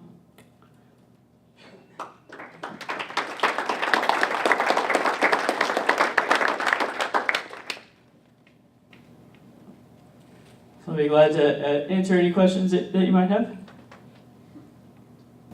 How big is the music producer market? And then also, can you walk us through your marketing strategy? Yeah, sure. So I don't have any specific, facts in the presentation. I haven't really measured that. I know that the music production industry and the music production market, it's a niche market, which that can be a good thing. It can also be a bad thing. However, the music production market, these producers are willing to spend hundreds of dollars on equipment, sometimes thousands of dollars in equipment. I know that I've personally spent thousands of dollars in equipment and software. So there's a lot of money there. So we're just at this point we're just collecting data via survey and interviews and stuff like that. We're trying to get an idea. I've talked to a couple of DJs that locally, and they're very excited about the product. Okay, so it sounds like you've got subject matter expertise. You know a little bit about coding, maybe a lot. You've got some business savvy. So, are you the team? And if you are, walk me through how you're going to grow your team so that you have enough nucleus to really make this work. Finding co-founders has been really challenging for me. It's really hard to ask somebody like, hey, like I know you've got a full-time job, you're working 40 hours a week, but I want you to work 20 to 30 hours a week on top of that, and you're not going to really get paid for like 3 to 6 months. So that can be really challenging. So we're gonna, I'm looking for co-founders. If anyone is extremely passionate about the music industry, I'm definitely trying to get people on board. There's a couple more events coming up in the local area that I'm planning on attending. So I definitely want to pursue this in the future. I'm familiar with Ableton as well as SoundCloud, so I know a lot of what you're talking about. But I'm curious to know, Ableton has a ton of resources, and I'm just curious to know if you thought at all about how you might be able to piggyback off of them instead of necessarily competing with them. So eventually we would like to develop some like custom, like not really instruments, but like some custom software that would be embedded inside Ableton that could reach out to the internet and access our API. And so you could directly publish sounds directly from Ableton. And we could also, like Ableton is integrating some social features into their product. However, it's like product specific. So you can only use those features to share and connect and collaborate if you're using Ableton. So if you're using like Pro Tools or something like that, then you're limited by that. So I don't think that's how that should work. Yeah.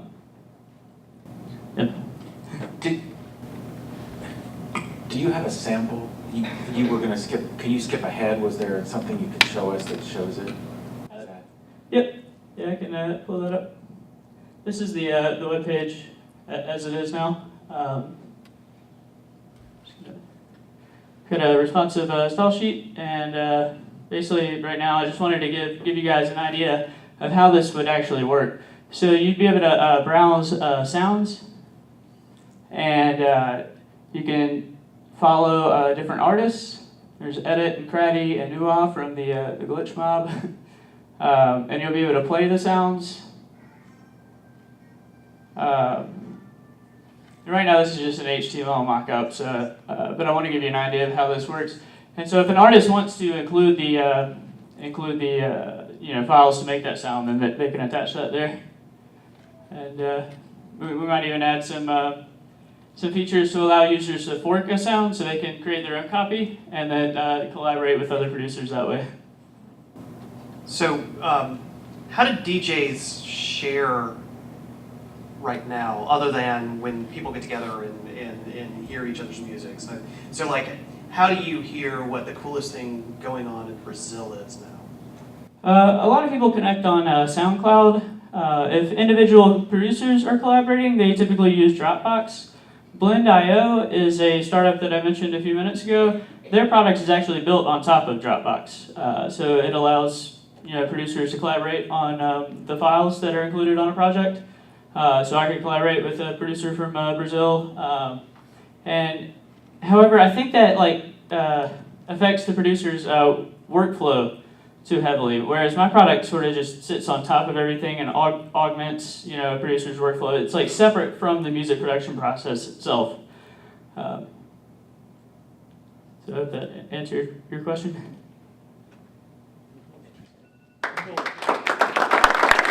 Thank you.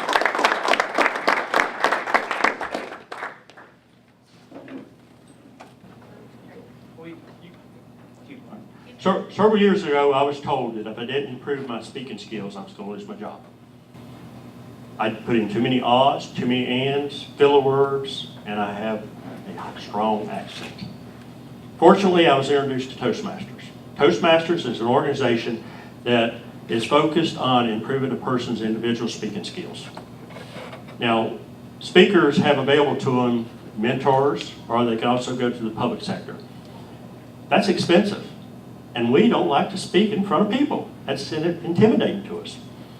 So what we really would like to have is a way that we could practice speeches in our own time and get the same feedback that we would get from a mentor or from the audience for these. This is where Speech Tool Pro is a solution and a need for this. We started our team on Friday afternoon. We flexed out that we needed a mobile app to do this. We focused on what we was wanting to do. We determined our initial target that we was going to. The initial target was going to be a segment of Toastmasters, 313,000 strong membership to start with, a reliable need that we have there. We took off with our developers. They started developing an app, and we also had a team that started laying the framework for us to do our media blitz. Our programmers started out with creating a stopwatch. When after they created a stopwatch, they created the screens and the counters to be able to report back to the users. Unfortunately, we found out that the speech-to-text tools do not pick up filler words. So they've had to do a lot of customization, and they've created an app now that has over 500 custom lines of code to be able to do that. While they was finishing up on that, we started out with our marketing team. We created a website. We positioned ourselves over into the social media with Facebook, Twitter. We went out with various items out here for those. Google Plus, we had our logo going. So we've made good impact with that. We also went and done interviews, and with our interviews, Lauren Pendon. we Lauren Pendon, president of Penguin Multimedia Incorporated. I can write a great speech for a client, but if he or she can't deliver it, what's the point? Speech Tool Pro would be a great help. with these various things, we also did our checking out. We did surveys. We did in-person surveys. We did LinkedIn surveys, Gmails. We've been impressed by the response that we've had back from the people for this. The programmers create our application. What they've created there is a screen that gives us a timer, and also the way it's used, the user would speak into the thing, it would record it, it takes that, converts it to text, we would do an analysis on it, and then it reports back to the user so he can see exactly what he said and where his errors are for that. For validation, we feel very proud of what we've got. We've got 4 committed buyers for it right now. We've got a lot of enthusiast followers that's looking for us to release a tool for them to actually have there with it. We've decided the way we want to go to market is start out with a 99-cent release on this, with additional features going from 99 cents up to $10.99 for that. Positive survey results is, made us feel good about it. We've got customer testimonies that's coming up.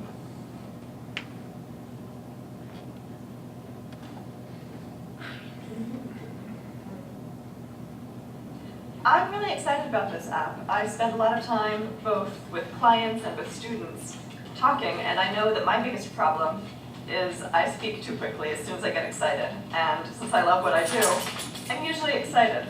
I'll definitely be buying the app when it comes out, and I'm looking forward to it. We've looked at where we're going with this.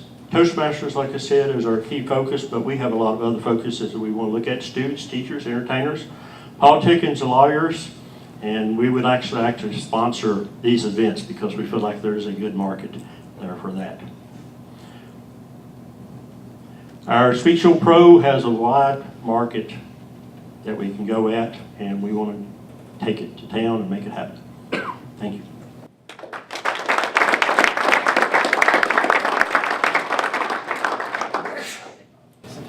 So give us some idea how big the Toastmaster-only market is. So how many people are a member of Toastmaster Club? Toastmasters, 313,000 worldwide. We would focus on the 200,000 United States members to go after. We would be probably 100,000 right there, each Toastmaster knowing 15 or 20 people that also could use this that they haven't been able to get into Toastmasters. So 200,000 people pay $1, so you made $200,000. So how do you make more money than that? What we do is that's for the basic unit. The basic unit is just going to detect ands and ahs and the filler words, the words that should never be in a speech. Then we'll add the capabilities to have them to be able to put in custom words, the so's, the likes, the various things that you hear them use, as well as we want to add some grammatical checks to make sure that they can fix their grammar. There's timers, there's various other things that's been suggested that we add. Each one of those will be an add-on to the tool. And also, I'm Wendy on the team. Also, that's just the very initial target market because we have easy access to them. So those other markets that were listed there with educators and so on, that's a in-process application. We're looking at actually loading this app onto tablets that are given out at schools to students and charging the school districts to have the app and so on. So this is just an easy, low-hanging fruit, immediate target market, but moving on to these other ones. But I mean, people spend a lot of time commitment to Toastmasters activities. That suggests to me that 99 cents is the wrong price. So I mean, why is it not $20 or $50? Our survey showed that a lot of people was willing to pay 99 cents for that, some people up to $40 and $50. We want to go to market, and that marketing scheme may change once we actually get out there. We've just got to get some immediate revenue to move forward with this as a business to start with. Like I say, the added features are going to cost the program, and that's where our money is when they want to pick up the added features. That's the benefits that they're going to get from the tool, not just the odd counter. How many competing apps are in the Apple iStore right now? We have not found any apps that competes with this tool out there. That was the first thing we searched, and we didn't see one directly competing with this. So we feel like we've got an unfair advantage really going out with this. I actually know of a couple apps that count ahs and ums. So I'm curious to know, is there anything built in right now that does something different than that? We didn't find any when we tried to do search, and it may be whatever we were searching for, but we didn't find those tools because that was the first thing we were looking for. Okay. So with the analysis you mentioned, you said that someone would record and then there's an analysis. Is that automated, or is that something someone on your team would do after like that, let's say that speech is recorded? The speech, he will hit start, record the speech, hit stop. This will be analyzed immediately and given to him immediately. So it's immediate feedback. Future, I'd like to be able to play that section of what they recorded so they can actually hear themselves. Audio visual is a key factor to learn it. I know from myself.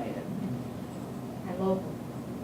So, you understand the market very well. Yes. Walk me through, this is an app, so it's software, and walk me through the team. Who do you have on the team that does iOS for app development? We have two gentlemen here that are college students, and both of them wants to stay with this project to move forward. So we work together real well with this. I only counted one by the way, so congratulations. I thank you very much, and it has been a struggle over the last 6 years to get to the point that I'm at right now. Where are you from? I'm from Dixie Cavern area in Salem. Okay.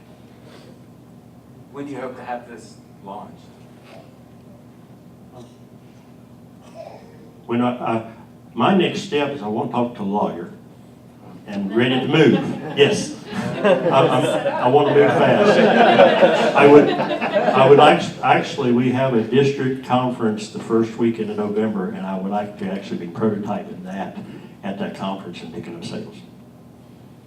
I think 99 cents is too cheap as well. Thank you. We need that feedback from people. I don't have anything else. Thank you.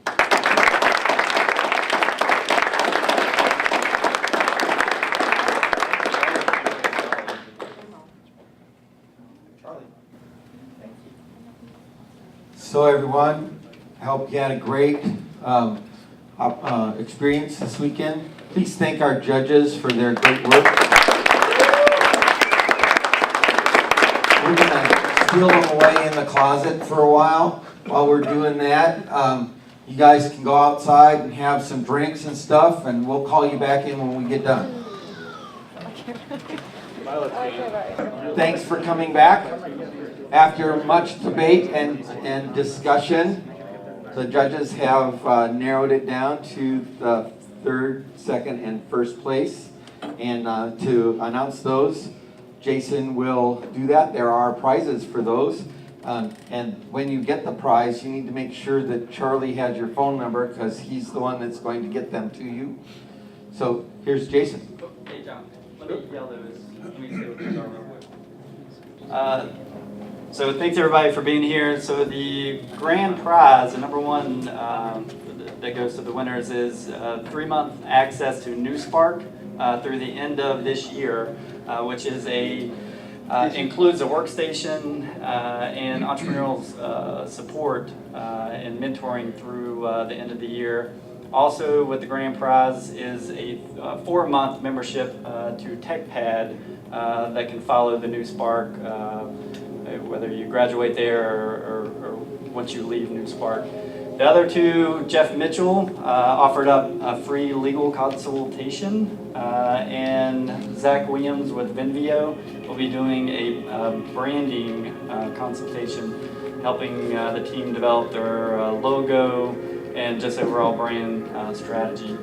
Second and third place teams will get a 4-month membership to TechPad. Again, it's a co-working space here in downtown Blacksburg.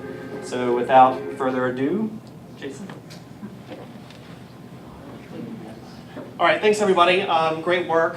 I think I'm going to sort of MC the judging part of this for everyone. We've got our top 3 here. I want to say that there was a couple other that we felt were really close, but everyone did great jobs. Lots of great ideas. Very encouraging. As a person who lives in Blacksburg, to see the Blacksburg community putting this sort of entrepreneurial effort out. So, without further ado, third place, LikeToday.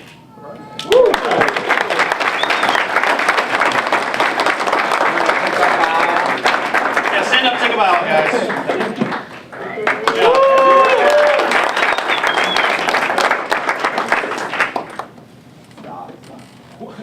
Guys, come up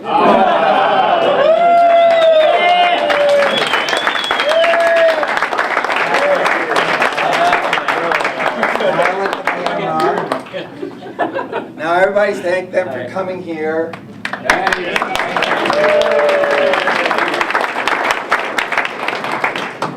So you know that cute little kid that sort of does the smile at the right time and gets into the paper?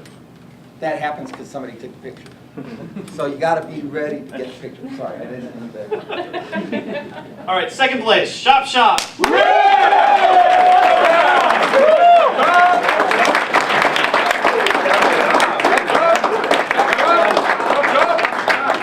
Shop shopping. Tonight. Don't stop till you shop shop. Wait, hey guys. Shop shop. Curtis, turn that off. Thank you. Thank you.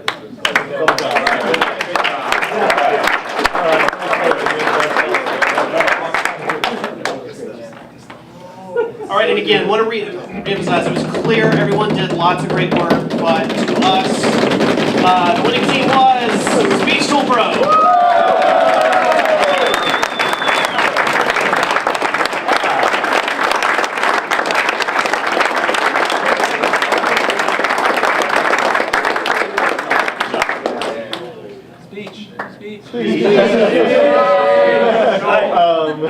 Actually, to come here and not know anybody, we formed a bond as a team, and I could not have done anything with this without this team. So I'm proud of you for having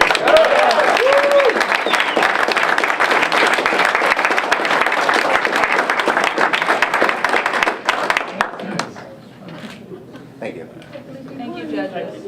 All right, so as part of this judging value add, we thought that we would give you all, every team would get both sort of a short positive comment, short sort of something to work on for each team as you begin to think about taking your concepts forward and turning them into real businesses.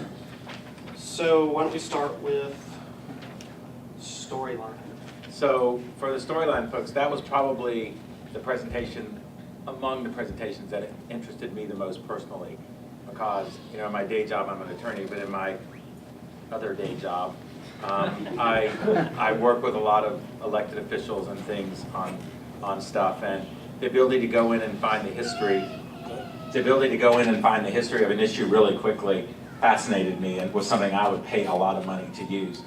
The questions that I think that we had were more along the lines of making the business model a viable business model that would produce results, how crowded that market is, and really how timely it would be if you're out there trying to estimate what the coming thing is versus having the crowd quickly build the timeline of all the events. But it's definitely a great idea, and I hope you'll keep pursuing it. All right, the next one in line was Pet by Pets. All right, so I think you've really tapped into a potentially huge market. There's a lot of money in sort of pet daycare. What I think wasn't great about it is I think it's not really for the person who's looking to sort of borrow your dog and hang out with them for the afternoon. I think you really need to think about who needs sort of that last minute walk. Maybe I'm running late from work and need to pair me up with somebody who wants to walk my dog. The care.com model. And then the branding winner, Flow. So Flow, we thought the potential was excellent, specifically in the high-end market, and we thought it was really unique that you're going after women's issues that are clearly there's a huge need. The biggest issues we saw were to scale and, more importantly, cost to entry, getting those devices built. Obviously, it's quite expensive, and figuring out electricity and things of that nature, and connecting to the internet and all that. So, yeah. The next one in line is Revive. So I had Revive. Like I said, had some experience with Floyd Fest and a couple of other festivals. You are definitely onto something. I think that there's something there. I think in the context of this competition, the fact that no code was written and those sorts of things hurt you. But I think that, and the guys that own South by Southwest are friends of mine, so you are definitely onto something. And I'll talk about ShopShop. The things that I think is really interesting about ShopShop is it gives a way for the grocery stores to interact with their customers in a much better way than they're doing now. They've been using these stupid affinity cards for years and years, and they're barely scratching the potential of those things. Having an app that helps them shop, maybe even helps them check out without having to do any extra tech, that could be really cool. The negative, I would say, is sort of the other side of the positive. I don't know that a Waze for grocery store, or a grocery store mapping efficiency app is. It's definitely a place to start and move forward, but that's not a business model in and of itself that anyone's going to pay for. The way that you make money, I think, with your service is having Kroger, frankly, buy you and use you as their app for helping people shop better in their stores. Shop, shop.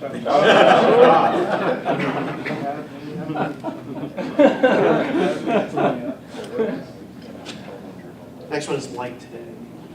LikeToday. Okay, so LikeToday. Love the presentation, and I love the team. If there was a most likely to succeed award here, I think the team probably would get it. You got an experienced entrepreneur in Michael. You've got uber smart people. You guys did your homework. Just awesome. Okay, on the negative, the very thing you guys are trying to solve, you're going to create more things out there, more news feeds. So that's the only thing. It's a huge barrier. So. Tech debate? Oh, it's me.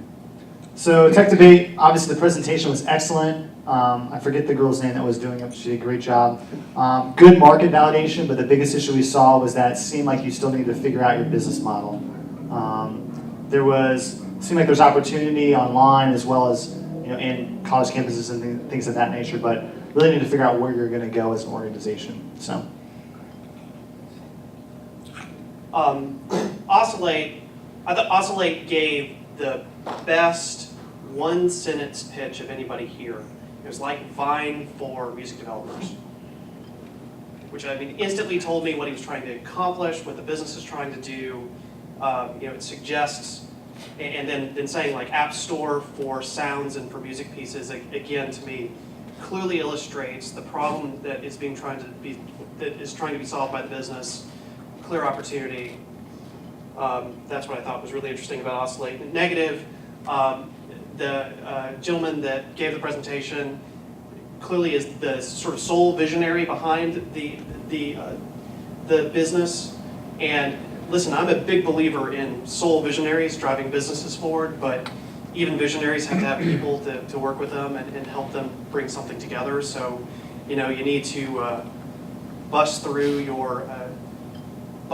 and try to find some other people, I think, maybe not even locally, but within your network that are as passionate as you about the subject matter to help pull together a team to push that forward. The last one's mutually pro. So, great presentation, amazing job with market validation. I think the negatives on that really were sort of the price point of 99 cents and sort of the niche market going into it. Okay, cool. So last part of this, we thought we would do Q&A for you guys to ask us as a group of sort of seasoned business professionals. Questions you want to ask about your own business, about general questions about fundraising or taking businesses forward, or whatever you want to ask. So we've got some time. What questions do you guys have for us? Go ahead.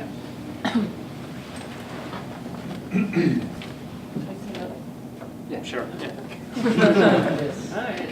All right. So hi, my name's Gabriella, and I was the designer for Flow, and I was just wondering, I really appreciate your comments, and I understand that, getting the product out there would be a little hard. So who do you go to talk to? Like, what discussions do you have? What questions should I be asking for you guys, of other people, of business people? Like, you guys gave me a suggestion, a company that I could think about approaching, but also the designer, how do I protect myself, and for legal help too?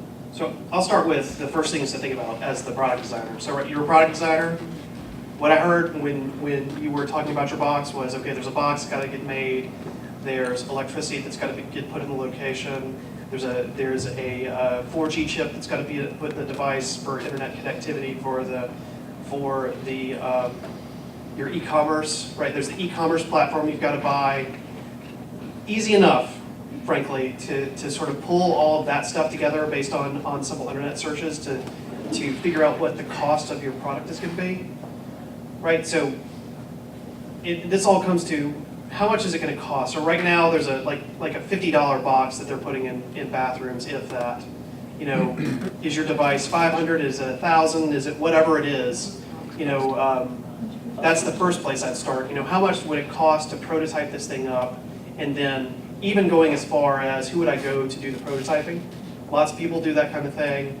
It's really not that hard and very doable. On protectability, I'll let the attorney answer. I think you just need to sit down with someone. I mean, there's 2 or 3 patent guys here in Blacksburg and some in DC that I could refer you to and just talk through what the absolute best strategy is. And you're probably, with the swiping and those things, you're bumping up against other people as well. So I think you just have to sit down and start exploring that. And I know that was beyond the scope of really what was going into this weekend. But I think you're thinking in the right direction. I just get the prototype built so that you have something you can show people that really is exactly what you're trying to do. So 2 other things I would do. I'd call VEDP, which is Virginia's arm of manufacturing, and get some ideas from them. There's people on staff that can sort of walk you through this. But also you've got 2 local companies here, Virtual U and Cardile, that have gone through sort of figuring out the electricity and how to build a prototype fairly recently. So you might as well just call them and sit down with them. I think one of them's in New Spark and the other's somewhere in the CRC. And they chose different strategies. Virtual U has a manufacturer that's local. They're in Lynchburg, I think, and Cardile used, for their prototype, they used someone locally, but I think they're trying to have their stuff built out west. So I think the process they went through to go to that would be interesting. More questions?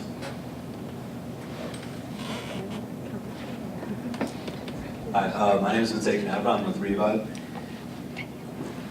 When it comes to launching a social media campaign, what sort of timeline would you suggest from launching the campaign to when you should expect enough visitors, or does anyone have any kind of input? Everyone's looking at you. No, I don't have input. And it really depends. It's tough. I mean, obviously, if you can leverage someone who's big, like then that you obviously see return much more quickly.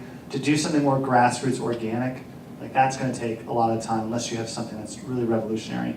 The things I've seen done really well is if you're going to do everything all at once. So you're kind of blasting it. So if people are doing if you're launching your business, for example, do social media at the same time that you're blasting a bunch of news outlets. And launch your website at the same time and do a giant email blast. Like be collecting people's information who are possibly excited about it, and even try to find people, I hate this term, but brand advocates who might, really try to push your product or your service out to other people when you launch, and try to do it at the same exact time. Thank you. Is there a question up here?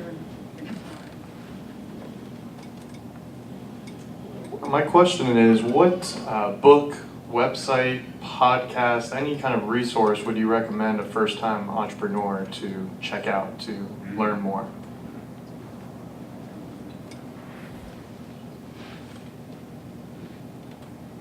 Running lean. Yeah, I mean. Sorry, what was that? The book Running Lean. Book Running Lean. By who?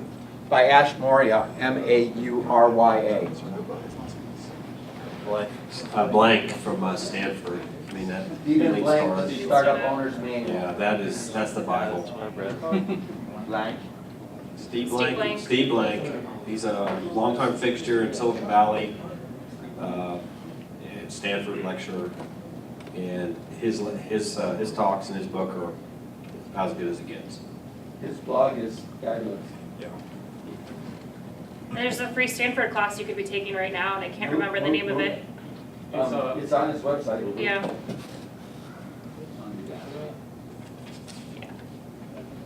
Questions? Hi, I'm Matt from ShopShop. ShopShop! ShopShop. I guess most of us in this room are students, and I was looking for something. How many in the room are students? Cool. Most. What's the number one thing that you would recommend for students to do? Because we do have to go to classes, and I don't think I've ever heard anyone say, I'll just stop going to college. But make like 30-40%. Yeah. I mean, I really want to go forward with this, and I love doing this weekend, but and I want to find a way to make it work, with all the responsibilities of being a student. I can speak from experience because I started my company in college. And granted, I don't have a product-based company, I have a service-based company, so it's a little bit different. But I can just tell you, and I'm sure Michael can probably speak to this too, it's just a really matter of how much you want it. Like, that's not a great answer, but if you want it, you're going to do it, Other than that, don't quit your day job too. Like, that was one of the best pieces of advice someone gave me was have a revenue stream that kind of fuels your personal financial issues. So you don't have to make business decisions based upon, the outcome of your current company you're trying to build up. So I've advised over the course of the last 15 years lots of students, and there's always a cadre of students that seem to be in our firm bouncing around. And I've had the conversation with students where I say, you really do need to go back to school and finish, and I always tend to lose that discussion. It's been my experience that I can tell when I meet with a group of students how serious they are. I mean, I feel like we invest a lot of time and energy in fostering something that, and it does happen, 5 years later I get a phone call and someone's decided to do something. But I think if you're passionate about it, all of a sudden going out on Thursday night becomes a little less important than coding. I mean, it will happen because you make it happen. I mean, you have to do your day job, which is being a student. And although we all know a couple of entrepreneurs locally who have been quite bombastic about quitting school. And in Pamplin, they're trying to figure out how to give you credit now. And I know I have a client that students are getting credit for working at the client's office as a way for Pamplin to keep their hook in them, which I think is really smart. But I think there is no single answer. If you're passionate about it, other priorities that would take your time will fall aside. So I've invested in a number of startups that are BT guys. Webmail.us, Pat, Bill, and Kevin, they all took turns dropping out of school and then going back, and they finished their degree. So my advice is, unless you hit a Facebook type thing, get your degree, because you never know where life's going to take you. I left my master's program at the very end, had a thesis and everything, never finished one class. And it's okay, but later in life, you think, well, what if I could have finished it? Right. So I've invested in another firm, Nathan Locke, you all know with Heyo, he dropped completely out. So there's no right or wrong answer, but I tell you that the right answer is for everybody is education. And so to the extent that you can do it, do it. So I'm just going to add something to the Nathan story. I also invested in them, so did Jason. But before Nathan made a decision to drop out, he had a significant amount of revenue per month. So think about that. Also, Jack Lesko teaches a class at Virginia Tech called the Startup Class. Highly recommend taking it. And last point about this, passion is the wrong word. You need to feel compelled. I mean, I read something about writers that write books. Like, they write books because they literally can't do anything else. It doesn't make them happy. That's the level of compelling nature that you need to have. You don't need to just be like, man, I really like this. I think I'll do it, because that's not enough. And I think the question was, what should I do while I'm in school here? What I would suggest is, join the Entrepreneurs Club, go to those meetings, hang out at News Park, the Knowledge Works, TechPad. Immerse yourselves around people that are doing it, because you'll see a lot of people. You'll learn more from associating with people that are either making it or not making it, and you'll learn a whole lot more if you can see how people that either don't succeed and the reasons why they don't succeed. It might be team, it might be idea, it might be funding, but learn as much as you can, then you'll make an informed decision. I was just going to add a couple points since I was a freshman when I started Coopers. So there's I went to 30% of my classes, and my goal, I have a Google Doc of which classes I went to and which ones I didn't to. But, so don't copy my exact formula, but, talking about, I didn't go out many Friday nights while everybody was raging and partying, and I was coding Coopers.com, right? I would not be studying on my own, for my own exam the next day, because I was coding Coopers.com to help other people do better on their exams, and I wasn't doing as well as mine, right? So, a couple other things, startup kind of incubators and accelerator programs are often held over the summer. So don't mean to dump on Virginia Tech by any means, but I learned more than in 3 months through the accelerator I went through over a summer than I did in probably 4 years. Another big thing I'd really recommend is, I take Doug out to coffee still today because he's a mentor and I learn a lot from him. But when I was in college, Pat Matthews, webmail.us, he was a speaker on a panel freshman year. I was like, that's awesome. You're competing with Gmail. Like, teach me stuff. So, seek those people out. They're really willing to help you and really utilize their time in a good way. So have questions for them. And today I'm taking that online class, the Y Combinator startup class. I'm still learning. I'm taking a Coursera course. So just always be learning type of thing and do what you need to get that degree. Thank you. I'm just going to give a quick counter argument on this. 1999 was the height of the .com boom, if you recall. Jeff Mitchell was my attorney that closed on my VC round. I was a senior. It technically would have been my first senior year, so it gives you any indication as to what would have been happening in my life. But what was clear to me at that time is something that's very clear to me right now, is that the market is craving startups, it's craving opportunities. There's a lot of capital out there. And look, is it healthy? I think it's borderline not. I mean, there's a lot of articles out there that you can read that things are getting turned upside down. And so what does that mean? Does that mean sit back and wait another year and have a slow growth plan? Maybe, and I think the advice before, if you're not going to go for it, then go get a job.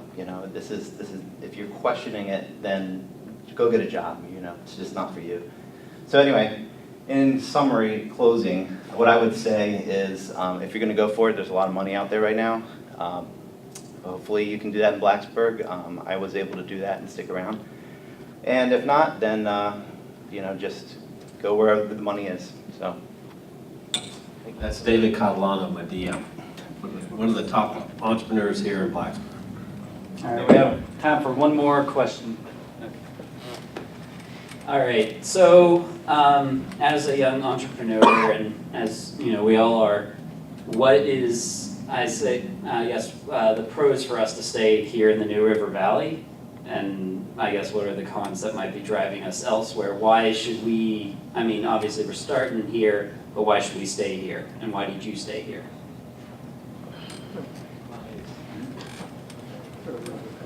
All right. I'm a VC, which means I'm a mercenary. There's no pros, there's no cons. Do you want to stay here or do not? That's my perspective. You want to, ultimately, I think if you ever get to a point where you get funded, it's helpful, depending on the area of business that you're in, to be near your funding source or near the ecosystem of things. I mean, look at, I suspect that if you were doing something like, building a fitness app for the various communities, the best community for you to be in would be on the West Coast. But Bob is making it happen here because he loves being here. Right? If you're from here and you love here, that's, I think, the good argument to stay. Your access to capital here is going to be incredibly difficult. There really there's our firm, which kind of dabbles in this kind of funding. There's Jen's firm, which is statewide, which doesn't give doesn't give large amounts of money. Once you get north of the $1 million need, you're typically going to be looking for money outside. And basing it from here, it's very difficult. Lots of VCs, especially in the West Coast, especially in Boston. Like Boston VC won't travel further than DC typically. And Menlo Park VC won't travel further than, I was going to say, 1/10 of a charge on their Tesla. I mean, that's just the nature of how our business works for funding people. You guys, Can I go? I'm also not a local and not a BT guy, so of course All right, so I write smaller checks than Jason does. I write about $200,000 in funding for Virginia-based companies. So I have 115 companies in my portfolio, and I help a lot of them fundraise for their next round of financing. And so they're across the Commonwealth, so in places that are more rural than this. And I would say that a good company attracts money wherever it is. So you can attract your Series A investment here in Blacksburg, Virginia. You just probably won't end up staying here. But certainly tech talent's a lot cheaper here than it is like in DC or in Austin or wherever else you want to go. But someone who actually lives here wants to talk about great Blacksburg is. Yeah, what I would say is that I agree. Great ideas, money will find great ideas. Is it harder? Yes, Jason. I run Rackspace here in Blacksburg. We have an office downtown in the Soma district of San Francisco. You can't retain people. They go from the hottest startup to the hottest startup to the hottest startup. Unless you have a Google type idea, you're not going to make it out there.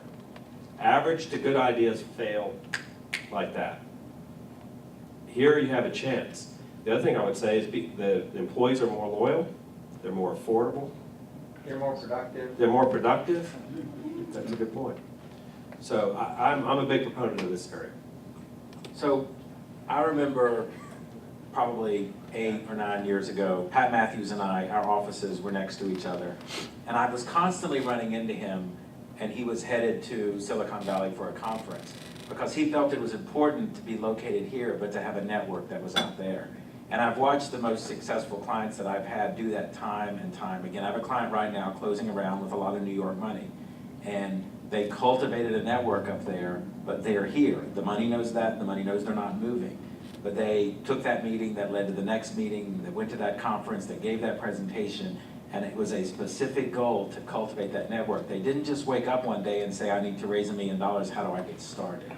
So I think you can do it here, and I think you can do it here very successfully, and I think you all are on the edge maybe of a wave that has exponentially grown over the last 10 years. This event wouldn't have happened 10 years ago. It might not have happened 5 years ago, but it did happen 2 years ago, and it might not be 2 years before it happens again, because the momentum in this community and in the startup area is gaining, and the deals are happening, and they are happening with outside money. So I think you can do it here if you are specific and deliberate in your plan to make it happen by building out a network wherever your community is. Is it New York? Is it Boston? Whatever your industry and wherever that is, if you build out that network, you can do it.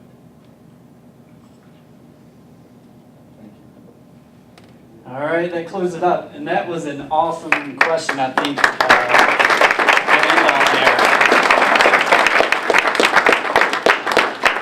Well, as an organizer, we just want to thank you all for coming and dedicating your weekend to. Thank you. Thank you. Thank you. Thank you. And actually, let me get all the organizers up here. If you were a core organizer, because this thing did not happen with just 1 or 2 or 3 or 4, but 5 people.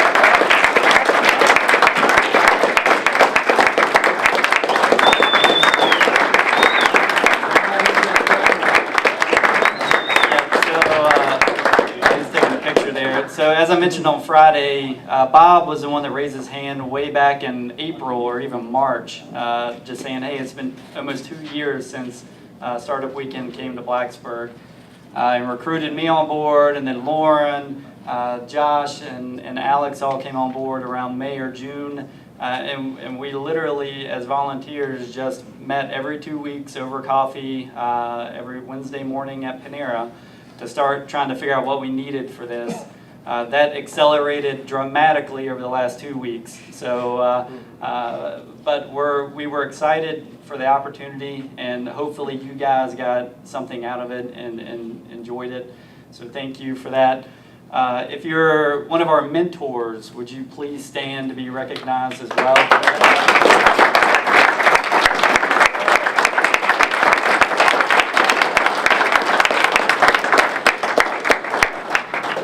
And of course, the judges, thank you guys for giving some time this evening and great feedback.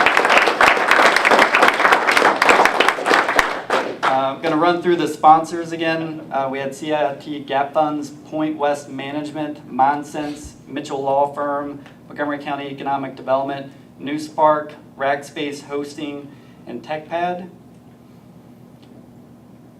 And last, but certainly not least, the man that really made it happen, John Seacrest.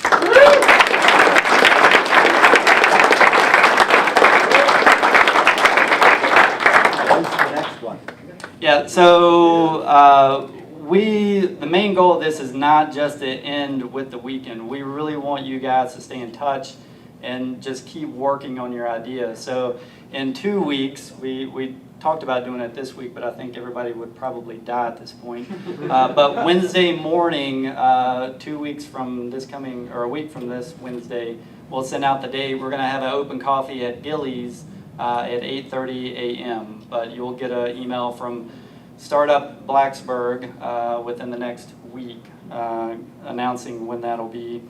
And for the winners, directly after this, if you could, the team lead, come see me. I'll write down your name, contact information, and let you know how to get in touch with regarding your prizes.